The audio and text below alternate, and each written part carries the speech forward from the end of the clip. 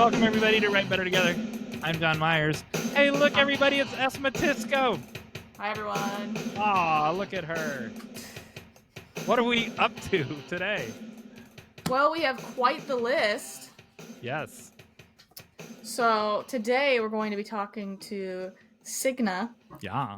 And she's a very cool Viking woman, artist, Yes. creator, Yes. creative individual, beautiful soul, light of my life. Oh.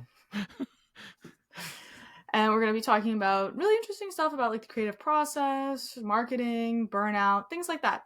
So very exciting conversation coming up there. We're going to do, before that, the viewer responses from a previous thing. Yes. Then, as always, we'll have Hey Jon Meyers, where I give a fun food science fact. And then we will do the final act. That's our schedule. We better stick to that schedule. That's yep. I like schedules. Let's go. I didn't hear what's in the refrigerator. I didn't hear that on the schedule. It's not on the schedule yet. Oh, do you do fridge-scaping? Is that why?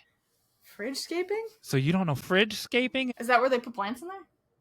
Fridge-scaping is like you decorate the inside of your refrigerator. It's actually a 2-year-old trend where it's like a dollhouse. And so like your groceries have to like go out of the way because you have like a little living room or a little this or a little that. And the fridge-scaping, man. No. I don't know. I think you might. We don't know yet. Let's see if the audience is curious about what's in my fridge. Maybe I'll show it. Oh, they're curious. How do you know? They haven't seen my fridge. You haven't posted any of the stuff yet. We don't know yet. I get all the viewer responses. Before you tell us how you got out of your bubble, hopefully you didn't kill another turkey. Not this week. That's all I can say. When we play the final act at the end, I need you to come up with your biggest, I don't know, like we already talked about your isolationism, your biggest affliction that you're willing to share with the people. And we won't go into it. You just need to say what that affliction is. And I bet you I can solve it ahead of time. How about that? That's what this game is going to be. So very highly trained, psychologically advanced individuals have gone after my issues. Many a therapist have tried before you. What if I told you, I'm getting a little ahead of myself now, what if I told you the answer is inside yourself? Oh, wow. All right, so how'd you get out of your bubble? So this is a little weird, and it does require some amount of context. I love to cook and bake. This is known if you see my content ever. Jon Meyers knows this. And I struggle, though, to cook and bake in kitchens that aren't my own. I get really anxious and insecure doing it. I went over to my friend's house the other day, and he was on a call. And while he was on the call, I made naan bread from scratch, like in his kitchen. And I felt really good about it because I was like, oh, I'm like being normal. Because most people, they can, talk or they can cook in any kitchen and they're just like, oh, whatever. It's not what I'd have, but I don't really mind. But for me, it's actually very psychologically stressful to try to do. And I just did it. And then everyone ate naan bread and it was very fun. Was it different had you done it in your own kitchen? It would have been better had I done it in my own kitchen because I would have had all my tools. And I would have, but I really wasn't too stressed about it. But it's one of those things where people know that I don't cook. And he was like kind of in the room with me. And so it's like, I don't really cook with other people around so in my own kitchen, I only cook if like they sit in a specific spot and like they can't really bother me. But in other kitchens, I like can't handle, I feel like I'm being judged really heavily.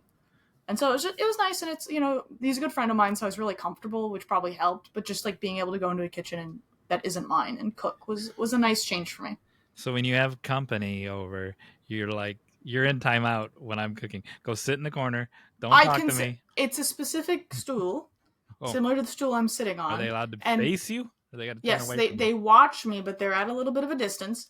And I do believe that if I have someone sitting in my stool and that we both love each other, that the food turns out better. Oh. If you cook when you're totally by yourself, the love doesn't get into the food. Oh. So cooking with a friend is best, but I don't like it when they're near me too much. Are they allowed to look in the refrigerator? Yes. Oh, viewers. The people I cook with have seen the inside of this refrigerator. Oh my gosh, viewers. Don't you feel excluded now? We're a community here.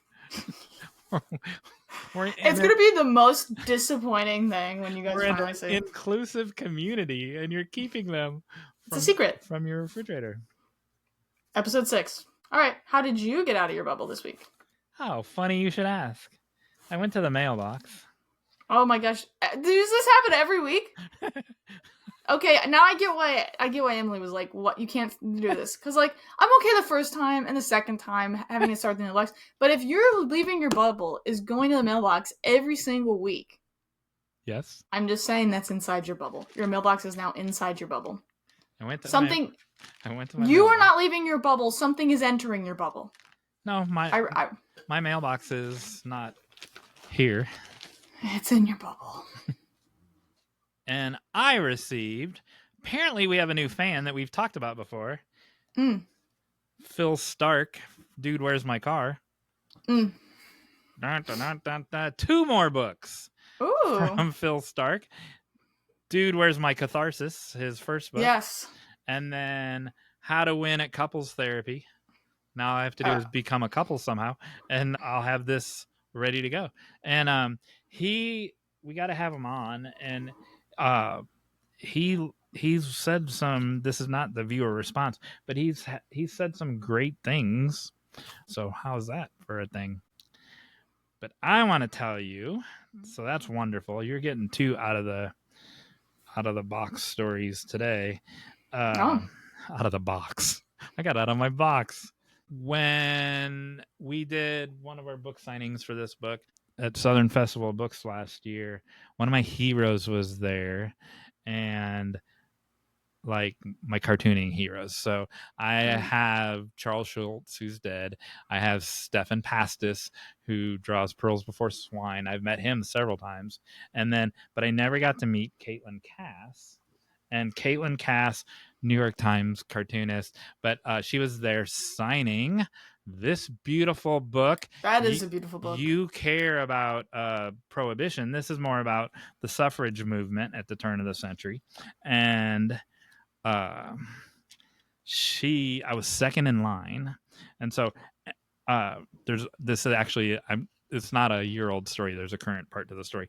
And here's where she autographed it to me. Look at that. Can you see that? Oh, that's so cute. And so yeah, it's her. It's not really it is a book. It's not a book that's not a book, like with Signe. And but it's not really a graphic novel. It's just her version of.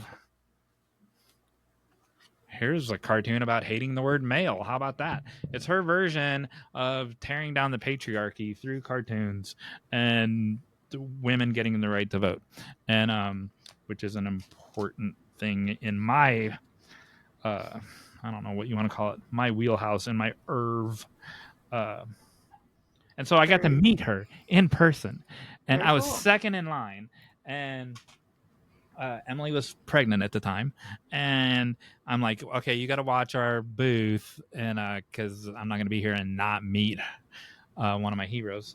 And so I was second in line, and I was gone for like an hour, and I was like, oh, like I did not leave her alone for an hour, like any time during that whole weekend. And I'm like, I'm sorry it took so long. The guy in front of me was 100 years old. He was as old as Chewbacca. He was 100 years old, and he had a manila folder of all of these cartoons that she had drawn in the New York Times and in the Atlantic, and he's like, okay, I only have 14 more for you to sign. And he kept having her sign all of these cartoons that he had collected his entire 100-year life. So it was sweet, and I wasn't annoyed. The lady behind me was annoyed, and I'm like, how often do you get to meet one of your heroes, right? Yeah. So this week, Caitlin Cass won. There she is receiving it. Let me make it a little bit. Comic-Con was last week when we're recording this, and she won the Eisner, which is like the Oscars for cartoonists.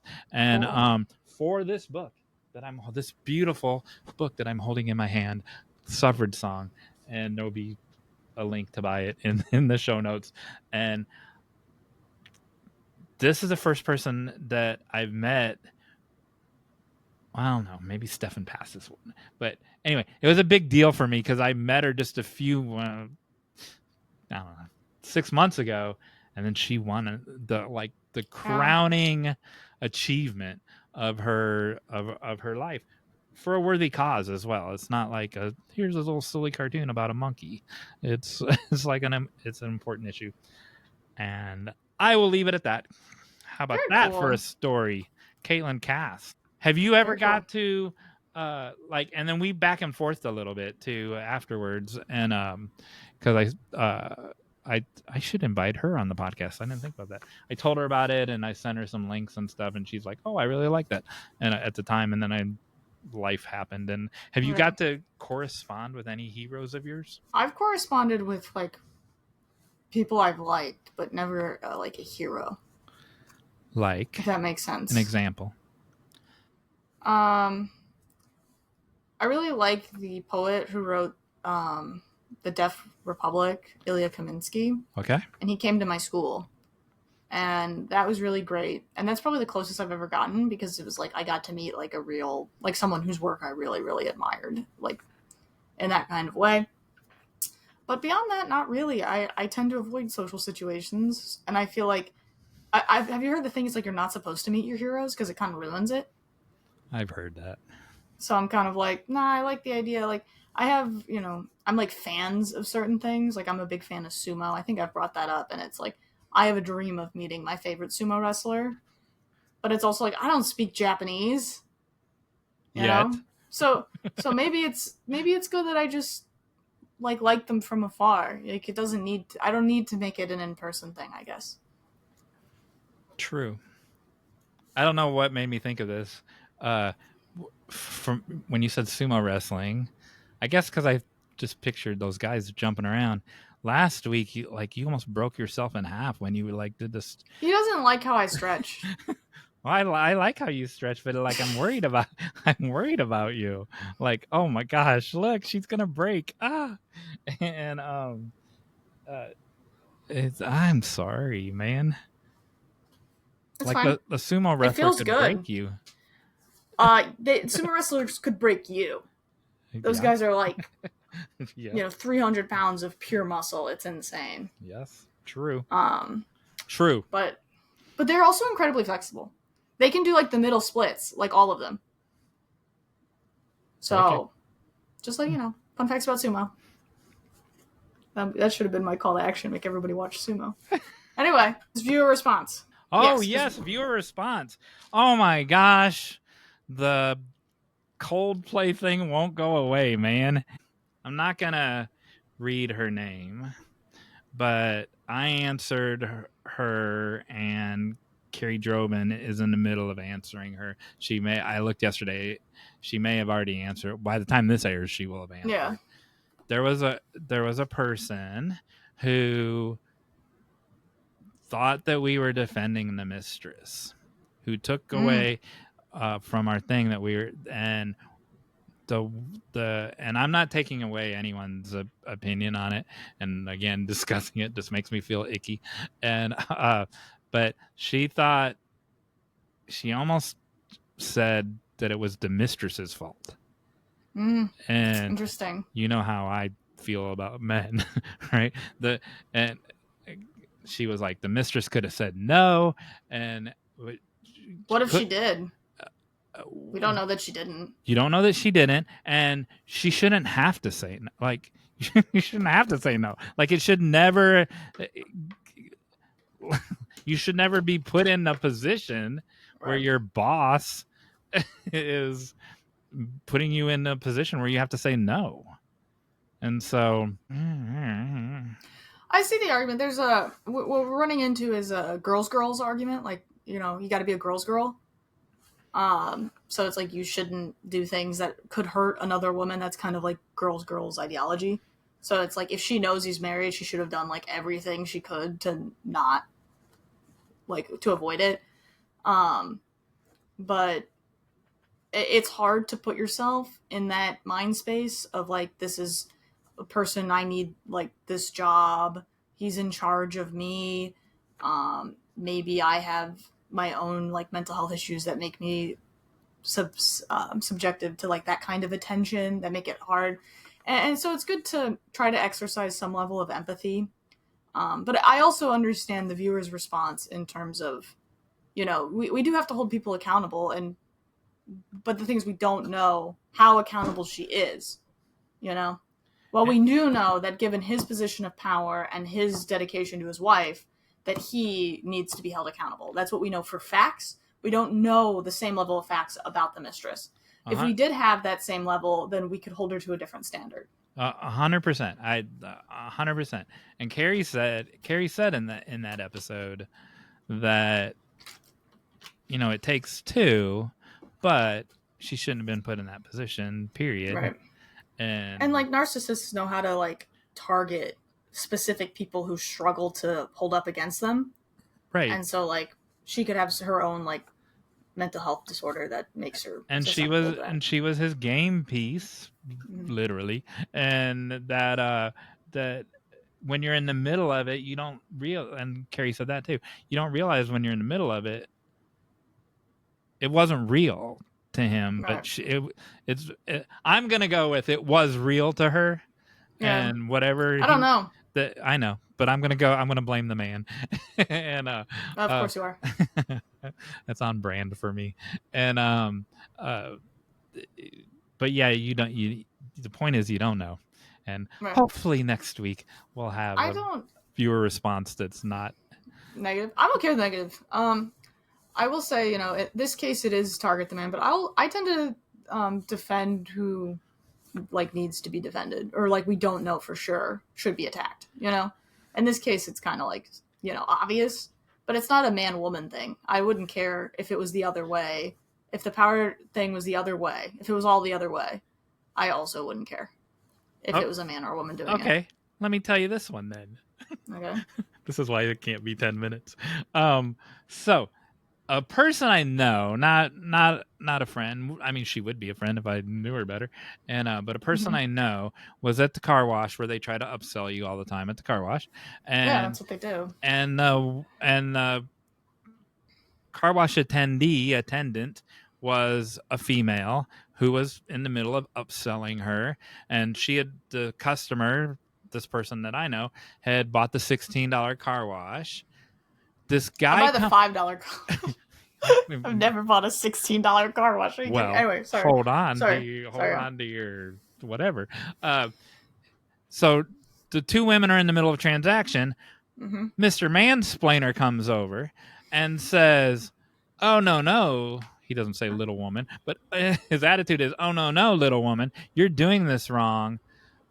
This $16 car wash is not going to take the bugs off of her car, and you should." He's reprimanding the female employee in front of the customer and says, "You want the $20 car wash woman in the car." And the woman in the car says, "I don't need you mansplaining to her or to me. Give me my $20 bill back," and drove away and went and got the $5 car wash, which is what she should have done. And 100%. That was mansplaining, 100%. Yeah, mansplaining happens all the time. So many people defend him. Well, it's their job to upsell. He'd lose his job if he didn't upsell. The girl was upselling. The first employee was upselling. And guess what?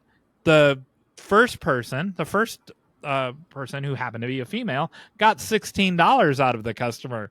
Guess what the car wash got now? $0, just because the other guy was trying to make $4 more. He should be fired for mansplaining, and the girl that got the $16 should be promoted and get his job because she got $16 out of the customer, and that guy does that all day. There you go.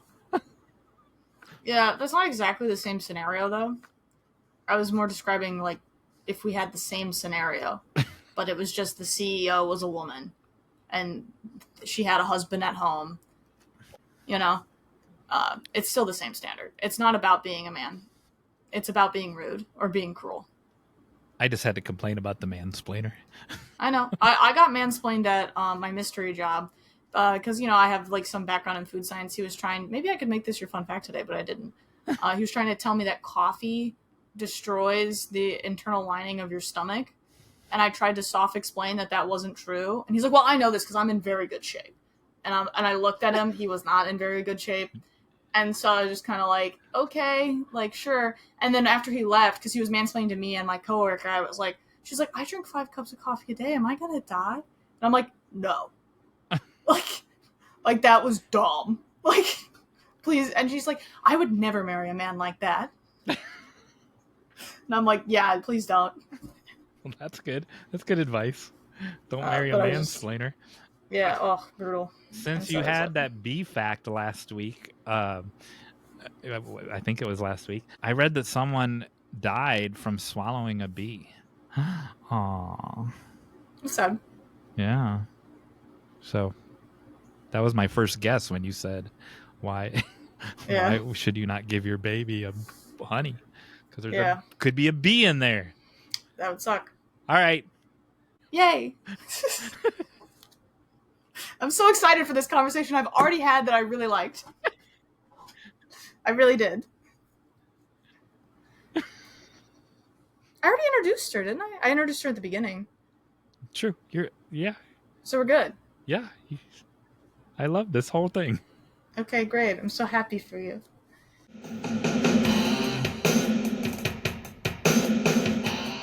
And we're back. I'm here with Matisko and Signe. We're in the middle of talking about what's in Matisko's refrigerator, so that's what you people are interrupting. It just occurred to me, I am with a person with no first name and a person with only a first name. Maybe that's what the S stands for. Maybe we're the same person. Have you considered that? My gosh, maybe.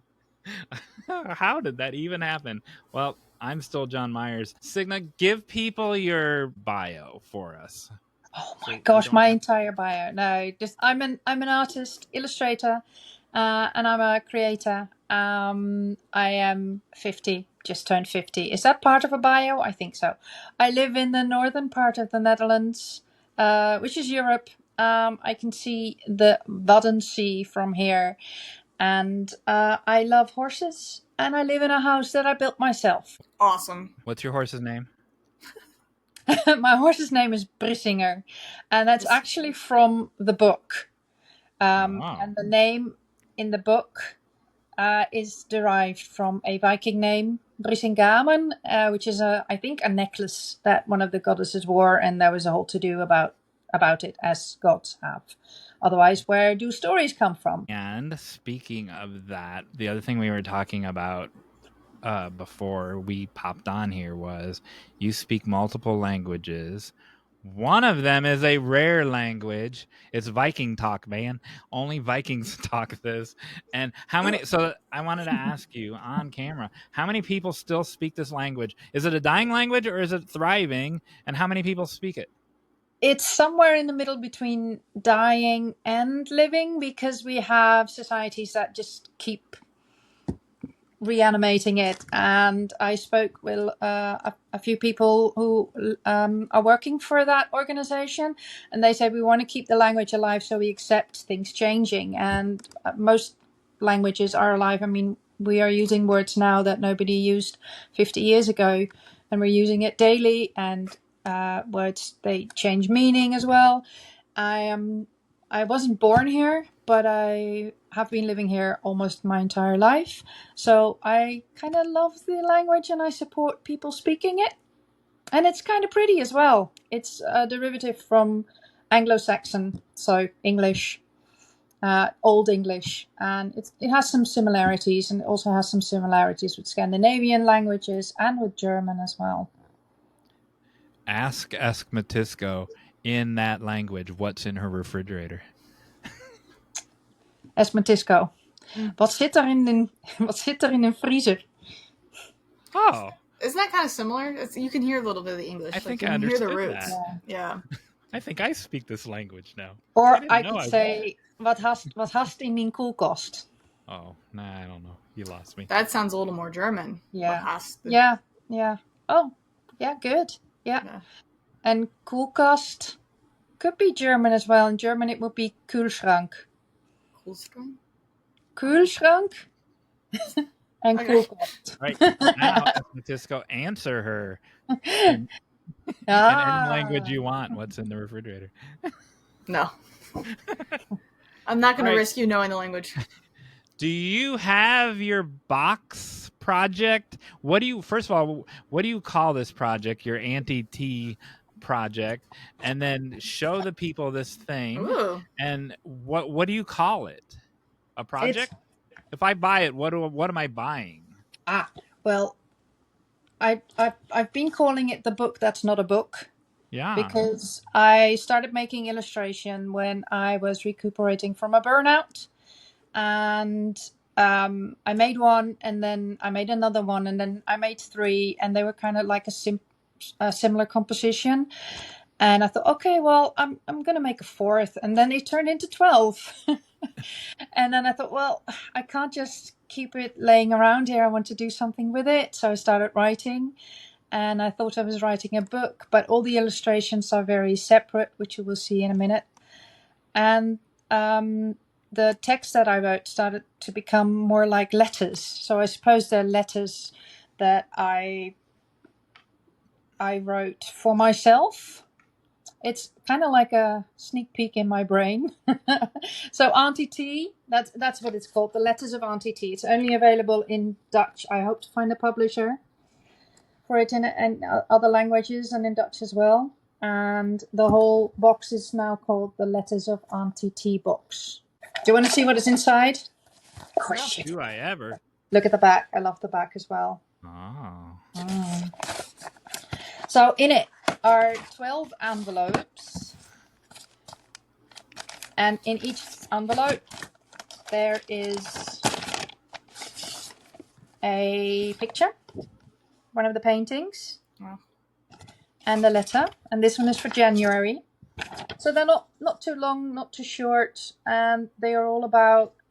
Auntie T is an auntie that likes to travel, but when you start reading the letters, and by the time you get to May, you start thinking the adventures, are they real or are they imagined by her? So she likes to travel in her mind a lot, and maybe she also travels in real life. You'll never find out. And then also in the envelope are 4 affirmation cards. Whoops, there's the camera. There we go. Can you see them? Yeah. Yep. With a little saying on the back, like I'm curious, or I'm listening to what other people say, or other people have to say. So yeah. And what I would love this project to accomplish is to have parents sit down with their children, create a moment, like have a cup of tea, light a candle, and then read a letter and talk about it, like old-fashioned, without TV or phones and stuff like that. Like really talk about what's in the letter, or how has your day been, and take one of these affirmation cards for the next day with them. Hope to inspire them like that. Or as a grown-up and you don't, without any children, you can have a moment with your inner child. Dude, I have literal goosebumps. This is so goosebumpy. You speak so many languages. I don't speak any right now. Well, I'll talk because you don't have any words right now, Jon Meyers, which is rare. Yeah, but, go. That is so beautiful and so creative, and it has such a wonderful, magical feel about it. I have not seen anything like that anywhere. I think it's just actually amazing. I can't believe that you've made this. Honestly, I'm like, this is so cool. Oh, shucks. I like even the small details, like everything, like you pull it out of the box and it's like you have them individually wrapped, you have a little red ribbon, you have the little cards. It's just so perfectly crafted to give someone and experience. And I just think it's so wonderful that you have so many like layers of ability to create something that remarkable, you know, because it's not just one skill you're showcasing here. You're showcasing all the separate skills plus the skill to actually bring them all together to make a final product, which is like nuts, really. Yeah. So Wow, now I am lost for words. it's Oh my gosh. so Love it. I think what I was having trouble, you said that very well. Yeah, you said Francisco. that I very think well. what I was having trouble putting into words was I love that, like, it doesn't, you said it doesn't, like, not, this has never existed before, so we get to see something that didn't exist before. And um that, so there's a part of creativity and there's a part of imagination where you're inspired by this book you read or you're inspired by this movie you watched, but this is pure 100% popped into your unconscious.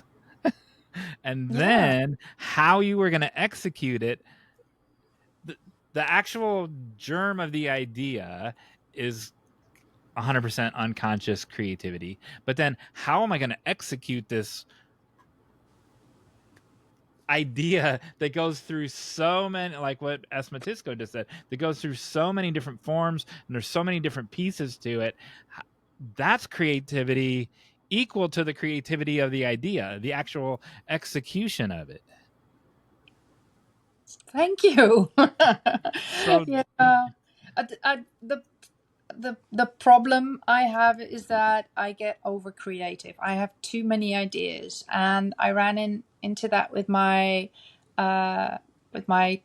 day job, which isn't my day job anymore. But I ran into that as well as a marketeer. Is that sometimes I have too many ideas, and my ideas get layers and layers and layers, and then it just gets overcomplicated, and people don't always want like complicated things. Sometimes they want easy things, and this turned out to be the perfect mix of having layers, having a lot of layers, having a lot of snippets of, because you haven't read the letters, but what you said really hit the mark, and I'm amazed how you can how you can just have a look at it and then understand what it is.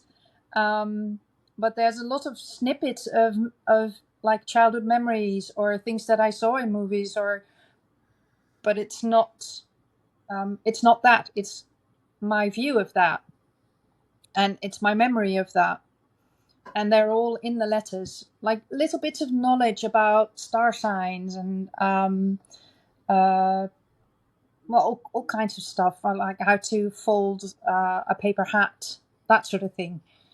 Things I did as a child. And they're all in there, but it's not overcomplicated because it's just a letter and it's just an illustration and it's just the affirmation cards. Wow. How many letters are in there? 12, one for each month of the year. Do you think someone would read it that way? Like read it on the first of the month and like spend a year with it? I have a few people that helped me get this. I did a crowdfunding. So the people who bought the box, they already have it, and a few said, "Well, I'm gonna stick to it," and others just said, after the first letter, I can't wait. I have to read everything." Or they read one a day, but I know they're gonna pick it up again, because if they read it one a day, then it's 12 days, and then it's gonna be a new month, and I go, well, I might just read September again, because it's that kind of letter. There are so many things to. And also the pictures, there's a lot of stuff to see and to rediscover. Yeah. So there's something about, and so my goosebumps are popping off my body right now.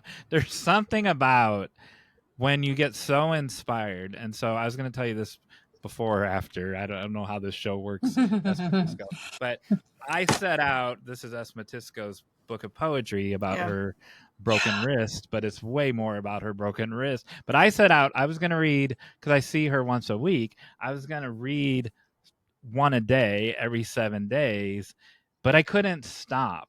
So I had to force myself to stop, right? And so and I probably did stop at around 12, but I didn't want to stop. So there's something about when you hold this inspiring thing in your hand that you don't like. You didn't play by the rules to create this thing or to make this thing, because there weren't any rules, right? Because it's not a book. So that's what I love about it. It makes the consumer, the reader, whatever, the consumer of the text, they don't want to play by the rules. In my case, and that's how I was with her poetry book as well. Like, when I have one of these books, which now we both have to learn how to speak or read. I know this. You said it earlier, and now I'm sitting here like I can't read it now. I'm a little bit aggravated. I need to get it translated. That's what I need to do. I really need to get it translated. I'm a person that won't stop. Like, I mean, I'll stop myself. I won't do it all in one setting, just like I did with the book. But I won't. I overeat, right? Yeah, I'm a binger. I'm a binger of shows, books, all of it. But I think with that, I would purposefully try to set a limit. I think if I got something that beautiful and wonderful that was like that, I'd be like, we're going to do it on the first of every month, right? I'm going to like sit with it. I'm going to put it on a shelf so I can look at the cute art and think of it for that month, look forward to the next one, and then be excited because I know it's coming. So it's like a present that you could really stretch, you know? Just saying all the things. High value. Yeah. High Just value saying all option the here. things that it's meant to be. I love that. I love that. Yeah. Well, you've created an ability to do something we've lost, which is like, remember when people used to send letters to loved ones and it used to take months and you would look forward to getting your next one and you're like, and then it would finally come in the mail and everyone would be like, oh my God, it's finally here. And then you hear it like, no, I see and then what you'd you did. sit down and, have a moment, make a cup of tea, have it like on a little tray there and, until you open it. Because there's only one time that you can open it. You can't open it's, exactly that. So special. Yeah, thanks. Yeah. There's also, and that was great, because you touched on it, Matisko. There's this aspect of a creative endeavor that you want to honor the creator. You want to honor Signe, and so this is her intention. Like, this is her intention to open one envelope every month. Like you said, you would make it an appointment to do it on the first of every month. So I'm very punctual. It's one of my things. Yeah, correct. I got in trouble because I was 3 minutes late earlier. Yeah. But so you want to honor the intention of the creator as well. It's just so there's so many layers. It's just so fascinating, and that because that's part of the creativity too, right? I made this thing. It's like there's writers who. They're novels, they're poets, they write children's books, and they write music, and they write TV shows and movies and books. And they're like, this thing, I made this a book on purpose. I didn't make it a TV show for this reason, or I made this a film, not a book, for this reason. There are people that always want it to be outside of what it is, but there's part of creativity where you honor the creator, I think. This is amazing. That's all. I'm very entertained. I'm very impressed. Thank you, guys. Thank you. I'm curious about. Oh, wait, you go. Everybody wants to speak now. Yeah, I'm just curious about your books, Matisko, and because Jon Meyers said that he was reading one poem a day. Was that it? I doubt it. They're very short. That was my plan, but I didn't stop it. I didn't stop at one. So, but is it meant for that? The broken wish poetry? Well, was that your that's a good question. That wasn't your intention. No. I intended that poetry book to be read either one shot or in like 3 sections. There are 3 sections in the poetry book, and I divided them up based on the healing process. Because like when you break a bone, you have like the first part, which is the part that's really, really painful, and there's like the swelling and stuff. That's probably the largest part of the book because like whatever.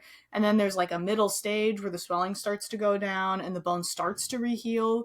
but the new rehealed tissue isn't hard, so you have to be very careful. That's like when it's casted up and such. And then the end, when it starts to harden. And so it's one of those things where for me writing it, it was like, I don't know, like a 3-month span of time. I don't really imagine them mimicking the 3 months. I kind of imagine them kind of zooming in and feeling each section as being kind of unique. But I don't know. However they want to read it, I guess. There's part of any creation though where like when I don't remember if it was between 5 and 6 or 6, but there's a point where you want to marinate in something too, right? Right. And like I want to go to the next one, but I don't because I want to marinate in this one, so I'm going to put it down. So that's why I did the one a day, my self-imposed one a day, and because I wanted to. I like, what am I on? Page 10 or 12, right? Yeah. And I know more. I've probably spent one day, we spent 4 hours together, and then I don't know, another 9 hours. So in my life, I've probably spent under 15 hours with her. I know more about her in 10 pages than I do in those 15 hours. And they're very short poems. They're just very direct. Correct. And I feel like with you, Signe, that you said your childhood is in this, Right. and your this aspect of your life is in this, and your whatever nod to history is in this, and it's all. There's something about when you hold a tangible representation of a person that the person comes through those pages, or in your case, well, I guess they're still pages, but yeah, they're still pages, still paper. Yeah.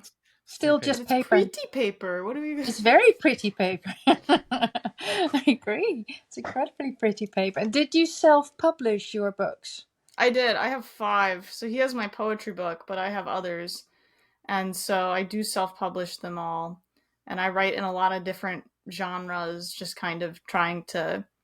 I like to think about things and think about different ways of creating, thinking, being. So I tend to genre hop a lot. And that's how we have a poetry book back there as well. Cool. Was baby Signe, child Signe, was your creativity encouraged or squelched? Great question. Encouraged, absolutely. Beautiful. Yeah. Loved the Netherlands. Yeah. I always say I just got very lucky with my parents. Or my parents got lucky with me. I still don't know. But no, I was. My dad kept my first drawing ever, which was like 3 lines on paper with a red pen, that sort of thing. But he really kept it. And when they noticed that I love being creative, they always supported all the hobbies. And when I wanted to go to art school, they said, "Fine, you do that. You won't make a living." No, they didn't even say that. Other people said that. You will never make a living, and it's hard to be an artist. And, well, yeah, I think it's hard to be a lawyer as well. Yeah, they always supported it. So I went to art school. My mum was still cheering me on, and she helped me get everything together for Auntie T. So we sat around the table and put all the things in the envelopes and stuff. Yeah. That's every question I asked, the answer is just so amazing. Mm-hmm. Like, does your I'm so distracted now. Does your ink on your sleeve, is it your artwork? No, it isn't. No, Okay. I'm going to show you. Is there anything on your body that's your artwork? Hang on. This is by somebody in... oh God, I can't remember where he's from. The east from me, and it's my horse Brissinger, and me, and the runic alphabet. Wow. And so it's not based on any of your painting or anything like that. A lot of people ask me if I did this because it's very similar to mine, and I've got a huge crow raven on my back, which is sort of mine, and the tattoo artists as well. Because I do believe, tattoo artists, they are artists as well. They're not just people that stab your skin with lines and dots. They are artists. They can create wonderful work. They just use a different medium. So in my big, long, convoluted brain, this is what I was gonna ask, depending on what your answers were. So the one on your back is your artwork, but a tattoo artist executed it, for lack of a better word. But they're Yeah, also yeah. an artist, right? And so they're you can't see it as much like if it was on your arm when it's on your back. Like during the process of the person creating it on your back, uh, somewhere in my brain that this is tied to you're this creator, you're the Imagineer, and you've created this thing, and now another person is executing it, in your case on your own body. Oh my goodness. And then when there's this extra, like David Lynch won't interpret any of his films on like, I don't know, what does it mean to you? And what did that mean? I don't know, what's it mean to you? And I'm the same way. And uh, I don't answer that question for students, or I don't answer it for readers, for anything. The reader brings something to it, or the consumer of the text brings something to it. Compare that, the idea of another artist executing your artwork on your back, to another artist picking up your book that's not a book, and how they would consume, like, they bring a whole different level to it. Like, were you conscious of that while you created it? How's No, that for a no, I confusing don't think question? I was very conscious in the whole thing. Not at all. No, no. And what you were saying, it is pretty unique, because usually when you create a book, and I don't know if it's like that with written books, but you have an editor. It is with picture books, and it is in theatre, and it is in my work that I used to do as a marketeer, is that you co-create with other people. They edit it and they say, well, it's great, but if we tweak this and this and this, it'll be better. And that's where opinions come in, and or style or personal preferences come in. But this project, it's all me. Nobody edited it, and that's kind of scary as well, because it's so all me. Like, what? There must be something wrong with it. Or it could have been. Let's see it in a positive side. It could have been better if it was edited by a professional publisher, perhaps. I don't know. Or it could have had its edges sanded off, and it could have come out worse. So your answer was very, very, very 10 more berries, revealing, in that you didn't put the end, like, the audience didn't cross your mind No, during the creation. That it is was that, never. It was never meant to be published until it was. there's something And very rare about that. Yeah. it's true. It is, and it's very strange and a little bit awkward as well, because um, I I've been calling it my passion project, but it isn't really, because most of these drawings I made 3 or 4 years ago, so I'm over it. I've developed as an artist, so it's behind me, but still it's a huge part of me, and I'm incredibly proud of it that I managed to do it, despite everything. And it was a long journey, and it wasn't always a fun journey, but it's here now. And what I love most about it is that I had this idea in my brain, and I knew it was going to be good, and I knew it was going to be great. And I had some doubts about certain things, and I edited it myself, and I had a couple of friends read it, but they were just all very kind and saying, it's lovely, it's wonderful. So, and it was, but it did need, it did need a little bit of shaving off. And the thing it is now, and the reactions that I get from people is exactly what I meant it to be. And that's mind blowing. That's a dream come true. So I kind of feel like, having done this, that whatever is up next is going to be bonus in a way. Yeah. That so again, Does that make sense, or is it? yeah, Is it no, yeah, just okay?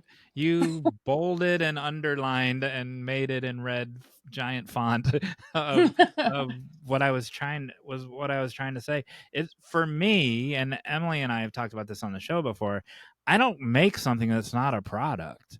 Like I never don't not consider, how's that for a bunch of negatives, the audience. Like I don't write it for them. This novel that's coming out is not a conventional novel by any stretch of the definition, but it's not my craziest one. My craziest one I didn't finish yet, and this one jumped in ahead of it. It's more of a regular story, and but it's not, but it is, but it's not, and but but I was aware, like I was aware that people are going to be holding it in their hand, and I addressed that in the text that, yeah, I'm telling you the story. Milne did that, right? Milne Milne would Mhm. say, Mhm. uh, okay, I know you want to. I know you want more details, but I'm not giving you any more right now. stuff like that. And my other novel is much more ruder in that way. But Milne doesn't come off as rude, and so I toned down that. Uh, some of that's still in there, but I toned down some of it. I sanded off my own edges on some of that, and so it's fascinating to me that none of that was in. This is pure creation from your subconscious. Yeah. It That sounds, if you, the way you say it now makes it sound weird, but it's true. is Yeah, rare. I don't know that it's it weird, is. but it's Yeah, it rare. is kind of rare. I never thought about it that way. And it's, Yeah. I mean, it's not even, it's 150 boxes that I was able to afford via crowdfunding, but now it's here, and like I can give people like something tangible to see, and I'm going to send it to a couple of publishers as well. But I was wondering, so I think most writers write for their audience, I think. But with poetry, is that, do you, as Matisko? I'm just wondering, do you write for an So audience? I would actually say I'm more the other way. When I'm writing fiction, I'm writing for me. And I kind of go, my fiction's getting too weird. I'm not following generic plot structure. People aren't going to like it. So I start just Mm-hmm. doing whatever I want to do. With poetry, I often feel like I'm talking to the reader. Like I'm trying to tell them something. And so in my poetry, very often you becomes a character. Mm. Like the term you, it's like I feel like you might think I'm crazy, and that's something I'll reference, so it's like I'll directly speak to them in my poetry, which I think you're right is maybe a little bit the other way. I think this has something to do with like marketization of art in general, where it's like since poetry everyone knows its marketable, like marketability is a bit weaker than general fiction, people can make poetry without worrying about trying to sell it because they're like, well, it's poetry, you know. Yeah. People don't buy poetry anymore, and so then they have that like freedom. I think that's one of the things that's really interesting about your box is like you made it, and like if you made it thinking about, oh, like I'm going to try to sell these, you might think, well, maybe I don't have to put the red ribbon on it because that's just going to be the more detail, it's going to make it harder. If I start selling more, that's an area that's going to have to be Mm-hmm. like cut or changed. You didn't think about it, so then you made something that was just beautiful as it stood, right? And now the Yeah. challenge will become scaling it up and keeping the quality at that level. But you never corrected yourself to remove the quality. And I think that's one of the problems people face when they think about their audience too much, is they start to change things to either make it easier to sell or make it easier to like for people to understand it. And because Yeah. you weren't thinking about it, you made it you. So you It's just kind of the made art for people. conundrum between being the creator and like the publisher being the one that has to say, well, it has to be 1,000 words less 'cause it's not sellable Yeah. when it's such a thick book or such a big thing. And I was just thinking, is that also the difference between poetry being more of an art form and books being more of entertainment? or educational, or I think it just I depends don't on know. who's writing it. Hmm. Because I think you can act like a fiction book is art, and you can make poetry for profit, and you can do that either way. I think it depends on the person who's behind it. Yeah. I had a It's yeah. professor. I had a poetry professor once, and he would say, "There's no money in poetry, and there's no poetry in money." and uh, That's and that's good. there's still an awareness of audience. It doesn't mean that you're doing it for the money. Mm. Like when you make a sculpture, you know the sculpture is going to be on the town square, wherever the sculpture You is going to don't know go. that. Eh, What if no one ever puts it out anywhere? When you make an installment on What if purpose you for a public space, No, so here's the thing. that No, you're a sculptor. You make it in your basement. You do not know if anyone will buy your sculpture. You do not know if anyone will let it out of your basement. You don't know anyone will ever see it but you and your family members that you bring into your basement. Well, there are sculptures that get it as an assignment. Is that the correct word? that's what Yes. I'm saying. A sculptor for Yeah. hire. So you're right, Matisko. There They are get those people, commissioned to do. and those sculptures would go, I guess, in an art. I don't know where they would go, in an art gallery, right? Right. And those are the sculptures we never see. And this is one of the things that's exciting. Is this feels like something, if I wasn't here on this pod, I would have never seen that. Right? Because True. it's in a language I don't speak. You know? And it's like, so something that is art, it's hard to find. Like we were talking about the music earlier, where you were like, this is off script, where you're like, well, how do you find new music? Like music that isn't on the radio. And it's like, it's hard to find real art because a lot of times things are just products. So true. True.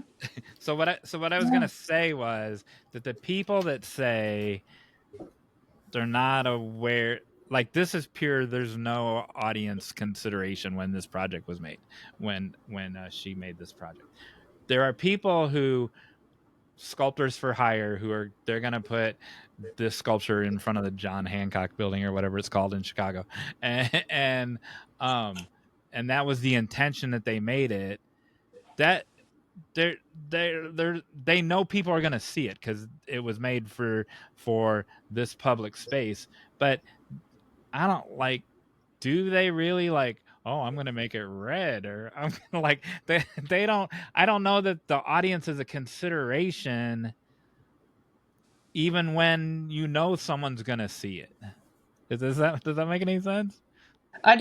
Perhaps with the sculpture, it's not so much the audience, but it's the people that commissioned you, that pay the money. Because they have to be happy with it. They have an opinion usually. Yeah. And that can affect you and what you're able to make. And sometimes there's also money, especially with sculptures, I think, because, if you have to construct a huge statue or something, and placement, and whether it's too heavy for the ground to support it. And so, I don't know.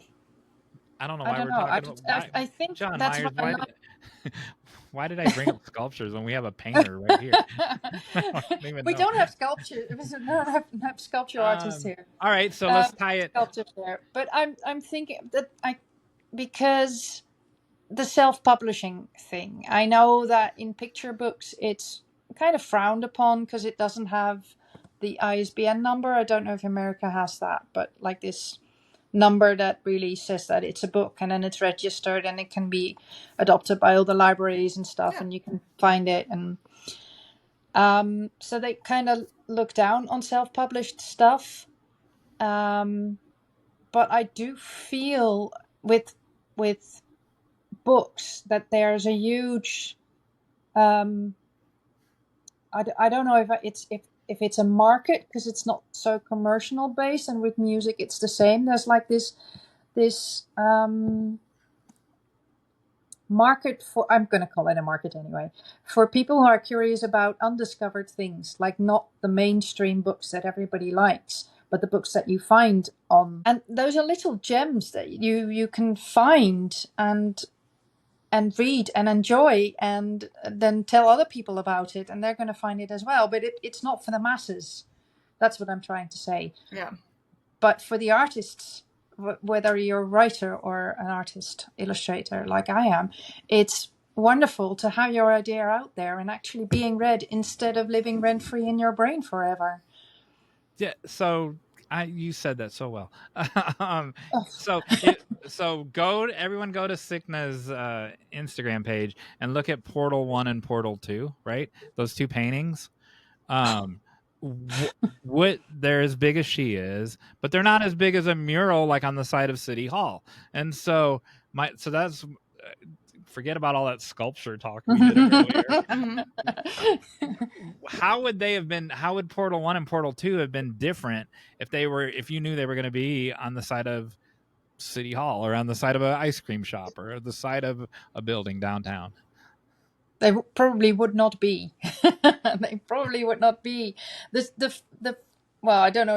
It's funny when I look back now. It's funny because Portal 1 I started as being part of an art exhibition, and because halfway the process we had to check in with the curator, and she said, "Oh dear, you can't go on with this because it's too gloomy and too death involved, and people don't like it. Not visitors, but the people where we're going to have the exhibition." So I had to stop the idea and go on a completely new idea. And the second bunch of paintings I made were more commercial, more likable, more... Still love them, but it's not the same level of passion for me, and it's not the same level of storytelling that I like to do.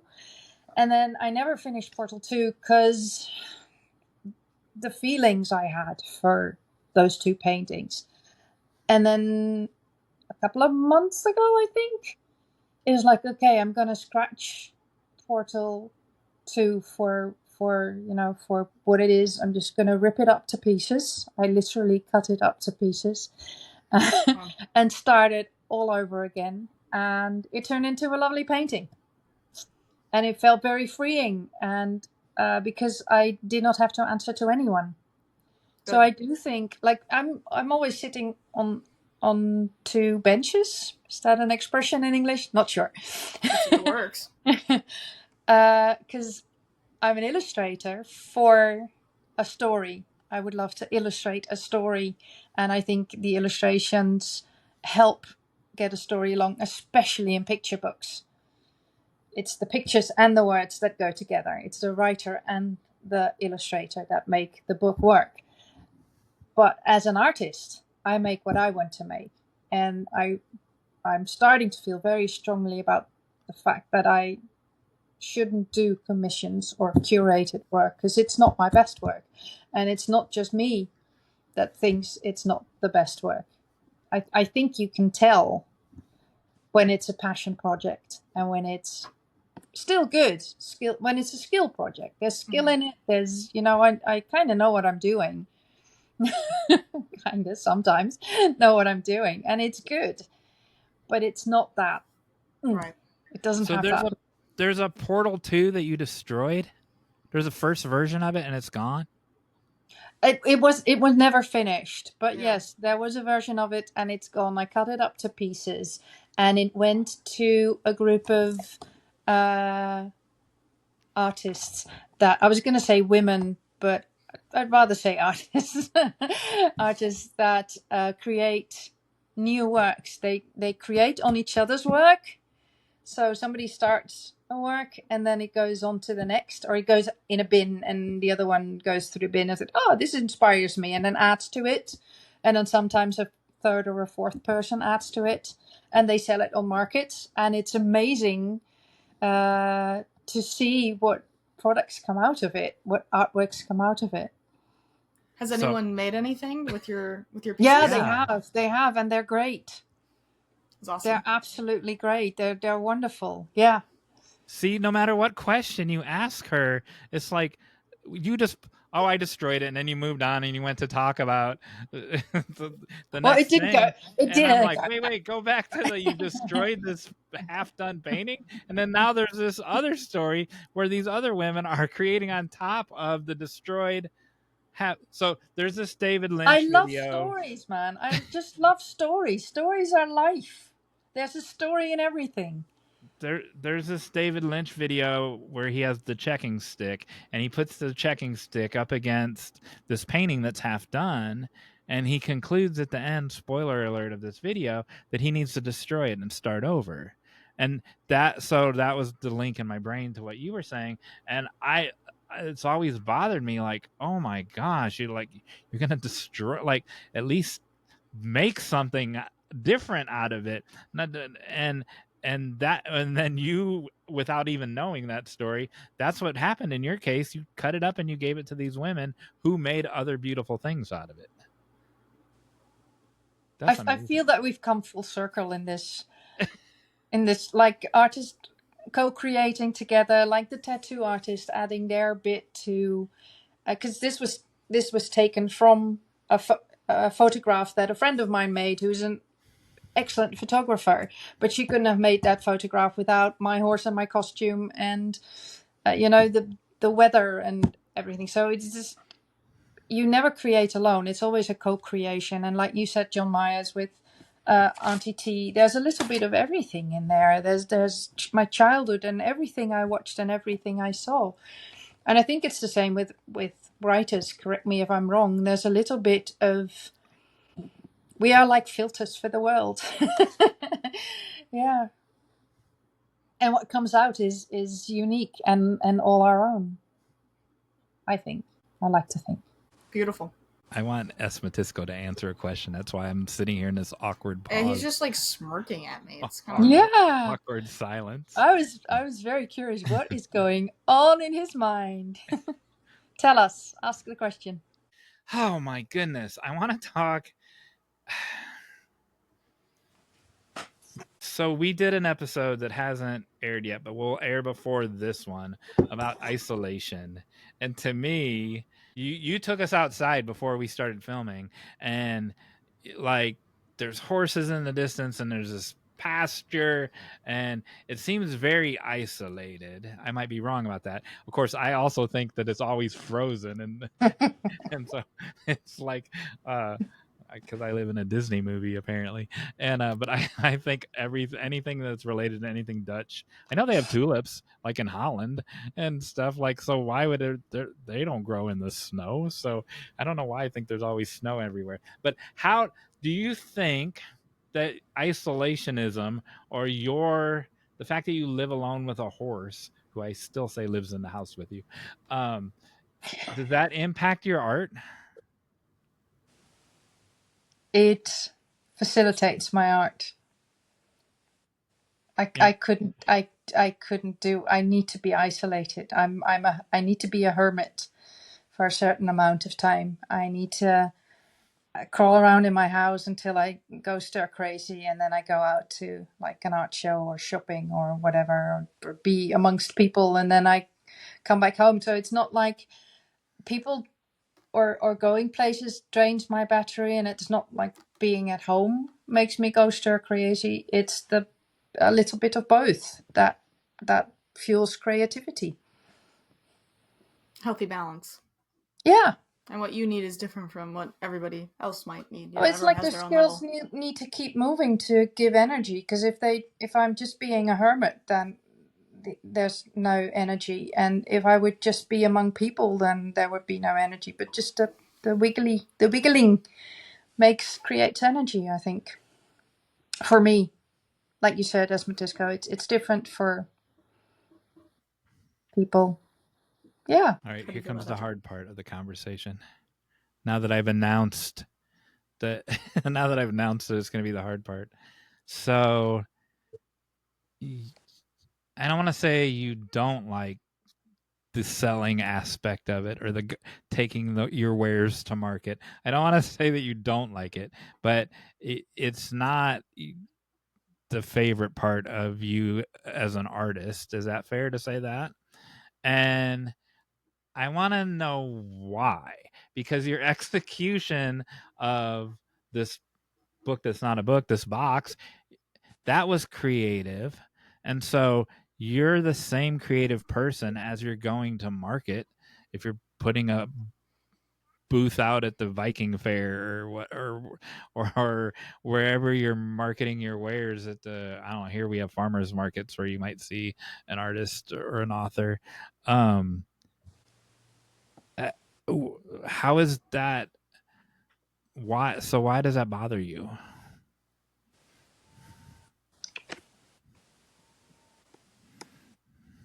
It's starting to bother me less, I think. No, that's not the truth.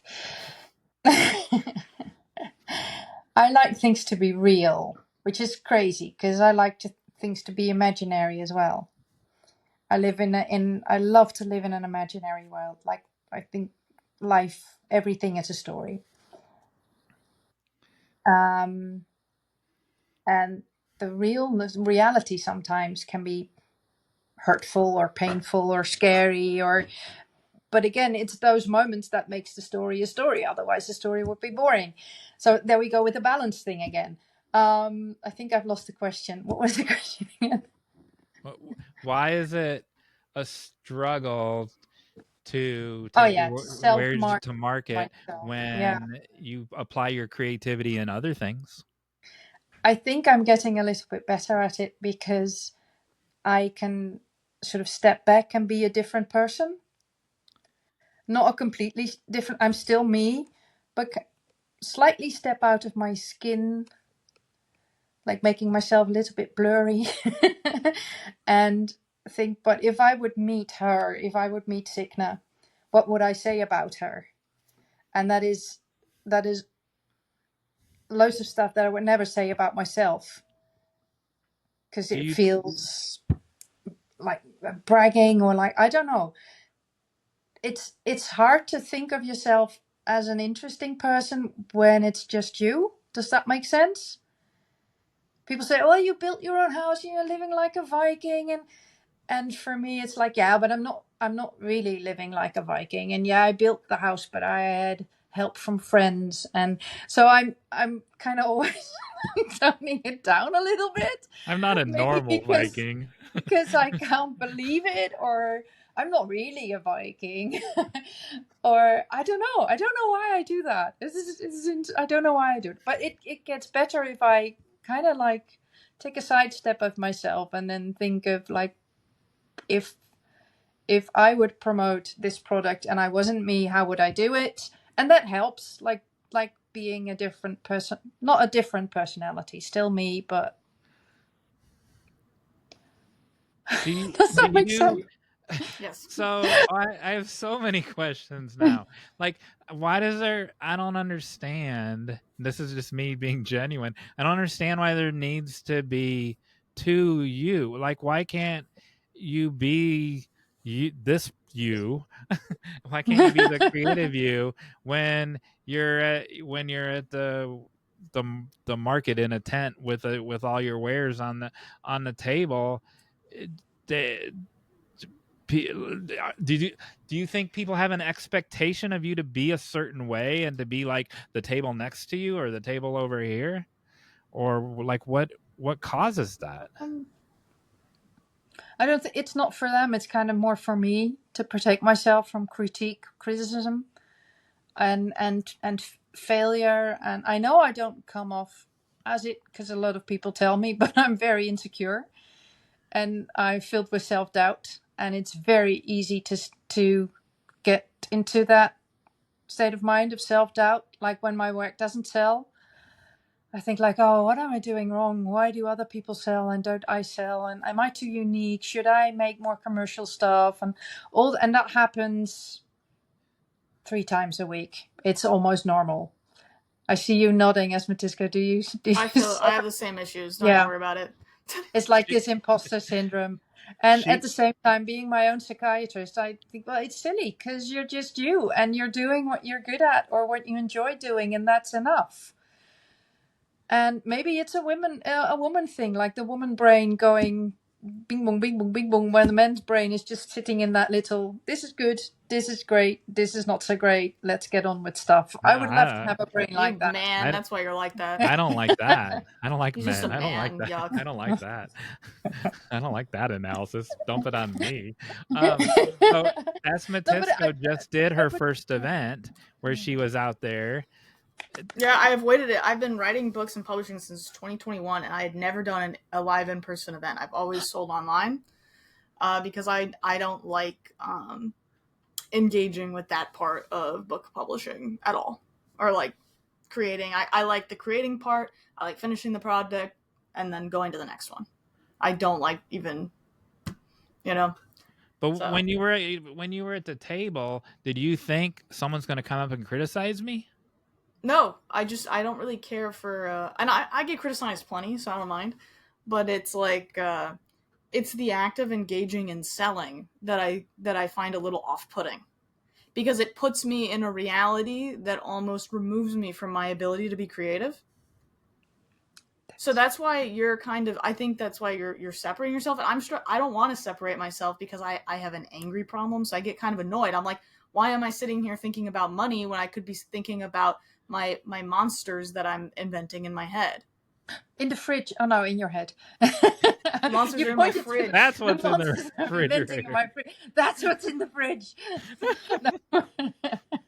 So I totally get it. I can't say like we have the same source of the discomfort, but no, I totally get it. That's and I see a lot of writers who are the same, and I often notice a trend that writers or creative people who are good at like the marketization and selling are more likely to have hiccups in the earlier stages. So I think everyone just kind of picks a stage that they struggle with, and I don't think it's a bad thing to have any of them, really. It's crazy because I used to be a marketeer. Used to be my job to sell stuff. But I've always sold stuff that I was passionate about, and I never... You said you burned out, though. Yeah, I did. So that might be part of the problem, too, is you're still fighting your burnout. And so when you start to reactivate that part of you, it might still be burned. Yeah, might be. I don't know how to help with that. No, I think burnout, I never experienced it, and then suddenly it was there, and I thought, oh my God, this can't be true. This can't be happening. And it's just it's insane what it does to you physically and mentally. Mentally, I don't think I've changed. Physically, it has changed me a lot. It's insane, and it's also insane how long it lingers, and it lingers on, and how easily you can like slip back into that stress, and it's just crazy. Can I ask how long ago that was that you really were at like the height of your burnout? 2022, I crashed. Okay. March 2nd, 2022. Yeah. You have a date. Okay. I have a date. Yeah. Was it after the lady said this is too dark? At the art installment, you said a lady was... Oh, no. That would have been after, because she said she picked No, it was when somebody said, time is the most valuable thing you have. And I won't say that caused it, but that made me like stop and think, oh my God, what am I doing? And it wasn't that conscious even, but it was like, oh my God. And then I crashed, and you can't think, you can't sleep, and you're tired all the time. Oh, it's insane. I don't want to think about it too much. Yeah. And I remember when I was in the middle of the burnout, I knew that it was going to pass, and I knew it was going to be better, but that seemed so far away, and such a huge mountain to climb that I couldn't even imagine what it would be like.